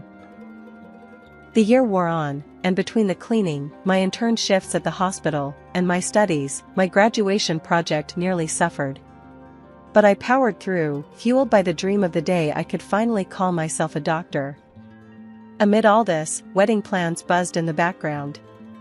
Mrs. Waverly took the reins, dictating everything from the napkin folds to the guest list. "We need to teach you how to not embarrass us," she declared one afternoon, enrolling me in an etiquette school. "You can't go around looking like a hillbilly at your own wedding." The etiquette classes were a whole new level of humiliation. The instructor, a stern woman named Mrs. Penrose, had no patience for my lack of sophistication.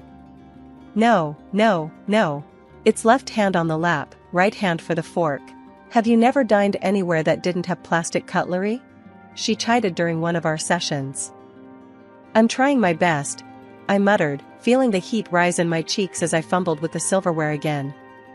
Mrs. Penrose sighed, a sound of weary frustration. "Your best needs to get a lot better. This is basic, my dear." As if the etiquette lessons weren't enough, Mrs. Waverly's next project was dance lessons, and then, French lessons. "You'll sing a lovely French song at the wedding," she announced with a smile that didn't reach her eyes. "I can't even sing in English, Mrs. Waverly. And I really don't have time to learn French," I protested, but my words fell on deaf ears. When I brought up these absurd demands to Tom, hoping for some support, he only tightened his lips and repeated the family mantra. "My mom's just looking out for us. You know how important this is. Just stick with it, okay?" I felt a mixture of anger and helplessness. It wasn't just the cleaning or the classes, it was his inability to see how much I was struggling just to fit into this image his mother had crafted for me. I remember walking into the dance studio, my body aching from a 12-hour shift at the hospital, and meeting my dance instructor, a lively man named Marco who seemed to dance rather than walk. "Light on your feet, eh? Let's see what you've got," Marco chuckled, putting on some classical music. I tried to follow along, but my movements were clumsy, my mind too full of medical terminologies and French vocab I had crammed the night before. Whoa, whoa, it's dancing, not wrestling. Marco laughed, stopping the music. Relax, you're too stiff. Imagine you're floating. Floating's hard when you feel like sinking, I admitted, half laughing at my own sad joke. As I lay in bed that night, the weight of the world seemed to press down on me. Etiquette, dancing, French, cleaning, each demand piling on top of the last until I felt I could barely breathe. The wedding was fast approaching, and the tension was as thick as the fancy curtains in Tom's family living room. Mrs. Waverly, always plotting, decided a bachelorette party was in order, a final hurrah before the big day, she said.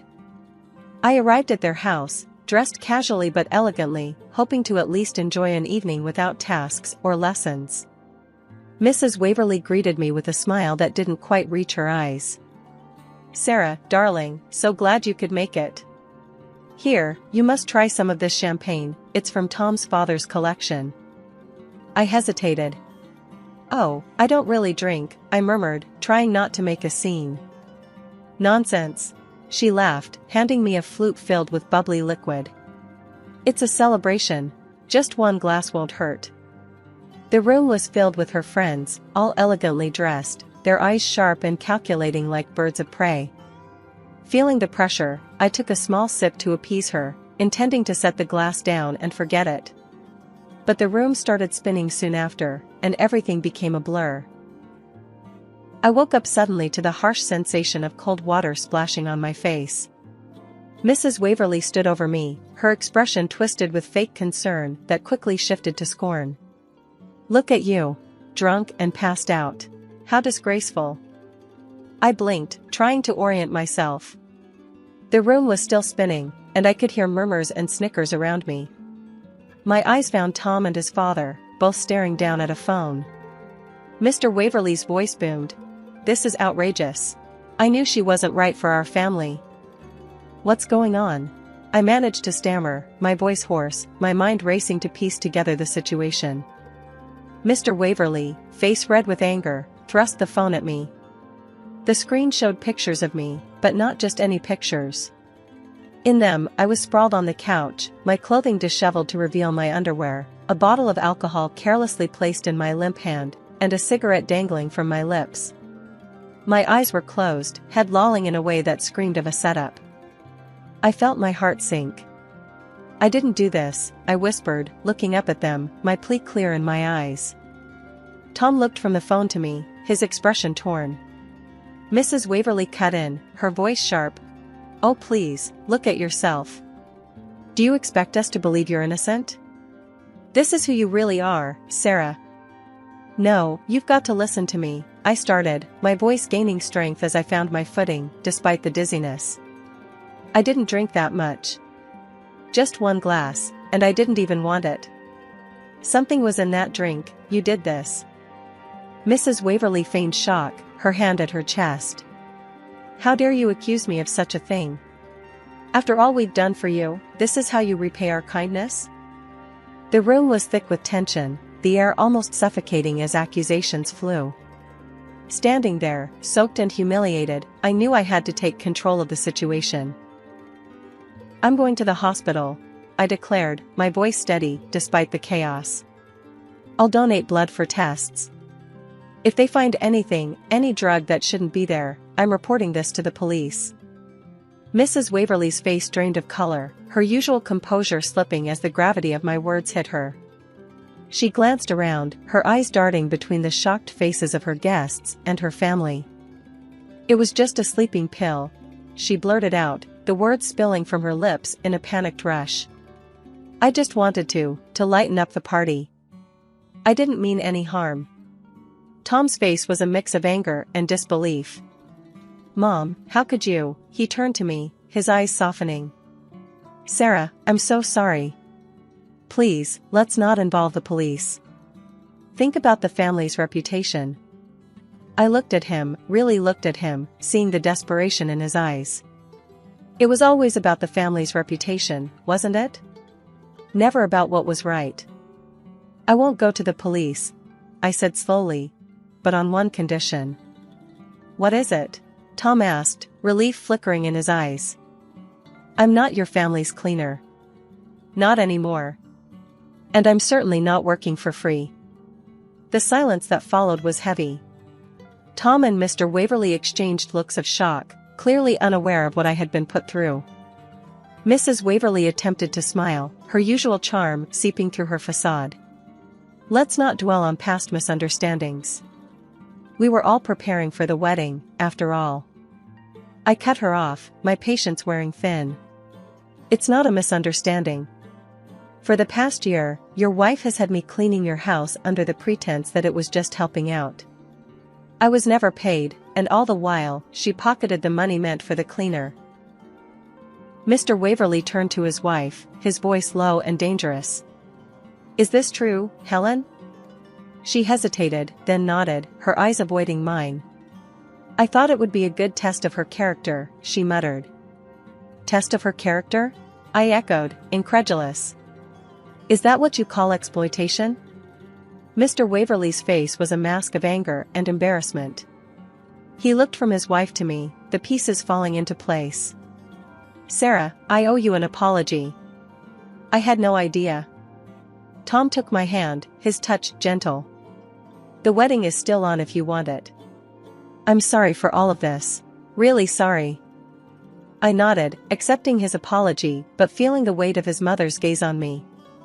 As the room began to clear, Mrs. Waverly leaned in, her whisper harsh against my ear. "I'll find a way to separate you two.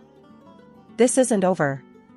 On the day of my wedding, draped in a gown that made me feel like a princess out of a fairy tale, I was floating on air. Yet, every so often, Mrs. Waverly's thinly veiled threats echoed in my mind, casting long shadows over my joy. As we stood at the altar, Mrs. Waverly approached, her steps measured, her smile too sweet. "Sarah, dear, it's time for your surprise. Remember? You promised to delight us with a little French song." Her voice was light, but her eyes glittered with mischief. I froze, the words hitting me like ice water. I'm not ready to sing, especially not in French," I whispered, turning towards Tom with a desperate look. Tom, caught in the middle of his mother's schemes and his own desire to keep the peace, seemed conflicted. He gave me a tight smile. "Come on, Sarah, it's just a song. Let's not upset anyone. Do it for the family, for the guests." Reluctantly, I walked over to the DJ booth, my heart pounding so loudly I could barely hear the murmur of the crowd. The DJ, a young guy with sympathetic eyes, leaned in as I approached. "Your mother-in-law insisted on non-Jene regret rain. Tough song, even for the pros." My stomach nodded. She had set me up to fail, to humiliate me in front of everyone we cared about. But I wasn't going to let her have this victory. Not today. I had something else in mind, something she wouldn't see coming. As I took a deep breath, trying to steady my nerves, Mrs. Waverly clapped her hands, drawing the attention of the room. "Ladies and gentlemen, please, let's give Sarah our full attention. She's been practicing so hard." Her voice was saccharine sweet, laced with venom. "Remember, no laughing too loudly." The crowd turned to me, expectant faces all around. I could feel their curiosity, their anticipation. Some were puzzled, wondering since when had I developed a talent for singing, let alone in French. As the music started, I held the microphone with a shaky hand, knowing that I wasn't about to sing. Instead, I had orchestrated a reveal that would expose the true colors of the woman who had tried to undermine me at every turn. "Ladies and gentlemen, please direct your attention to the screen. I have something important to show you all," I announced, my voice echoing through the hall. The room hushed, the playful notes of the French song dying away as the projector flickered to life. Instead of the romantic vistas of France, the screen displayed a series of images and videos that captured Mrs. Waverly in intimate moments with the young pool cleaner. The gasps and murmurs swelled into a loud buzz as each new image made her deception clearer. Mrs. Waverly's face turned a deep shade of red, then white as she realized the extent of her exposure. She spun towards me, fury contorting her features. "You wretch! How dare you invade my privacy like this?" she shrieked, her composure breaking like thin ice underfoot. Tom was staring at the screen, his expression one of disbelief. When he finally spoke, his words were like daggers. "You've destroyed my family's reputation with your spite. You're just an ungrateful beggar. You should have appreciated what we were offering you." My heart felt heavy, but my resolve did not waver. "Tom," I replied, my voice clear and unwavering, "you can't destroy what never existed. Your family's reputation was a lie." With that, I took off my wedding veil, placed the microphone back on its stand, and picked up my bouquet from the table. I walked up to Tom, and with everyone watching, I threw the bouquet at his feet. I could never marry a man who refuses to stand by me, who can't see the truth for what it is. The room was in chaos, whispers turning into shouts as the implications of the scandal began to sink in. Mr. Waverley turned to his wife, his voice laced with disgust. "How could you do this to us? To our family?" Meanwhile, Mrs. Waverley, now completely unhinged, tried to salvage her dignity, but it was too late. The damage was done. "This is not the end, Sarah. I won't let it end like this," she hissed, her eyes darting around the room, looking for any ally in her downfall. But there were none. The guests were a mix of shocked and appalled, their faces reflecting a range of emotions from pity to disdain. The image of a united, respectable family had shattered, replaced by the reality of deceit and betrayal. As I walked out of the church, the weight of the dress felt lighter with each step, the cool air kissing my face with promises of new beginnings. Behind me, the sounds of a family unraveling filled the air, a poignant reminder of the bullet I had dodged. The aftermath was indeed tremendous. Mr. Waverley filed for divorce, and Mrs. Waverley found herself ostracized from the community she had once reigned over. Their family's business suffered as partners pulled out, unwilling to associate with scandal. Tom was left to deal with the fallout, his once unshakable belief in his family's integrity shattered. Years had passed since that fateful day at the altar, and I had since become a practicing surgeon, my days filled with long shifts and life-saving decisions. I had built a new life, one that was mine alone, shaped by my choices, not by deceit or manipulation. It was a typical day at the hospital when she came in, a patient, frail and barely recognizable, cloaked in tattered clothes, a stark contrast to the affluent attire I had once known her in. It took me a moment, but then the recognition hit. It was Mrs. Waverley, the mother of my ex-fiancé. She was wheeled into the emergency room, her face etched with lines of hardship and time, her eyes reflecting a mixture of pain and desperation. As the attending surgeon, it was my job to assess her condition. She needed surgery, urgently, but a quick check revealed she had no insurance, a fact that added yet another layer of complexity to the situation. "Dr. Sarah Thompson," she said, her voice a hoarse whisper as she recognized me. It was the first time she had addressed me without a sneer, and the irony of the moment wasn't lost on me. I need help. Tom, he's turned me away. I have nowhere else to go." "Mrs. Waverley," I started, keeping my voice professional, devoid of the emotions churning inside me. "You need surgery. But without insurance, it's complicated." She clasped her hands together, the once flashy rings she wore now absent, her fingers trembling. "Please, could you pay for it? Or at least do it for free? I'm begging you."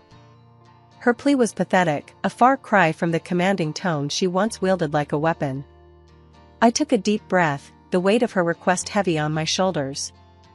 This was more than just a medical decision, it was a moral crossroads. "Mrs. Waverley," I said slowly, each word deliberate. "I'm a surgeon, not a charity. You treated me horribly, manipulated your son against me, tried to ruin my life. You're not my responsibility. But I have nothing left," she countered weakly, the fight seemingly gone from her voice. "And whose fault is that?" I replied, my tone colder than I intended. "You made your choices, Mrs. Waverley. You chose to deceive, to scorn, to alienate. Now, you live with those choices."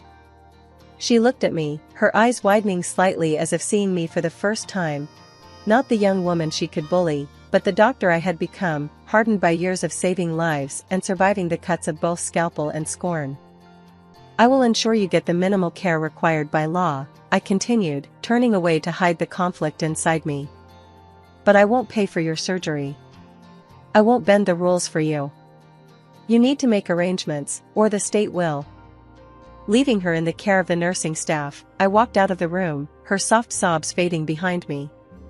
It was a harsh stance, perhaps, but life had taught me that mercy was a luxury sometimes, especially for those who had never shown any themselves.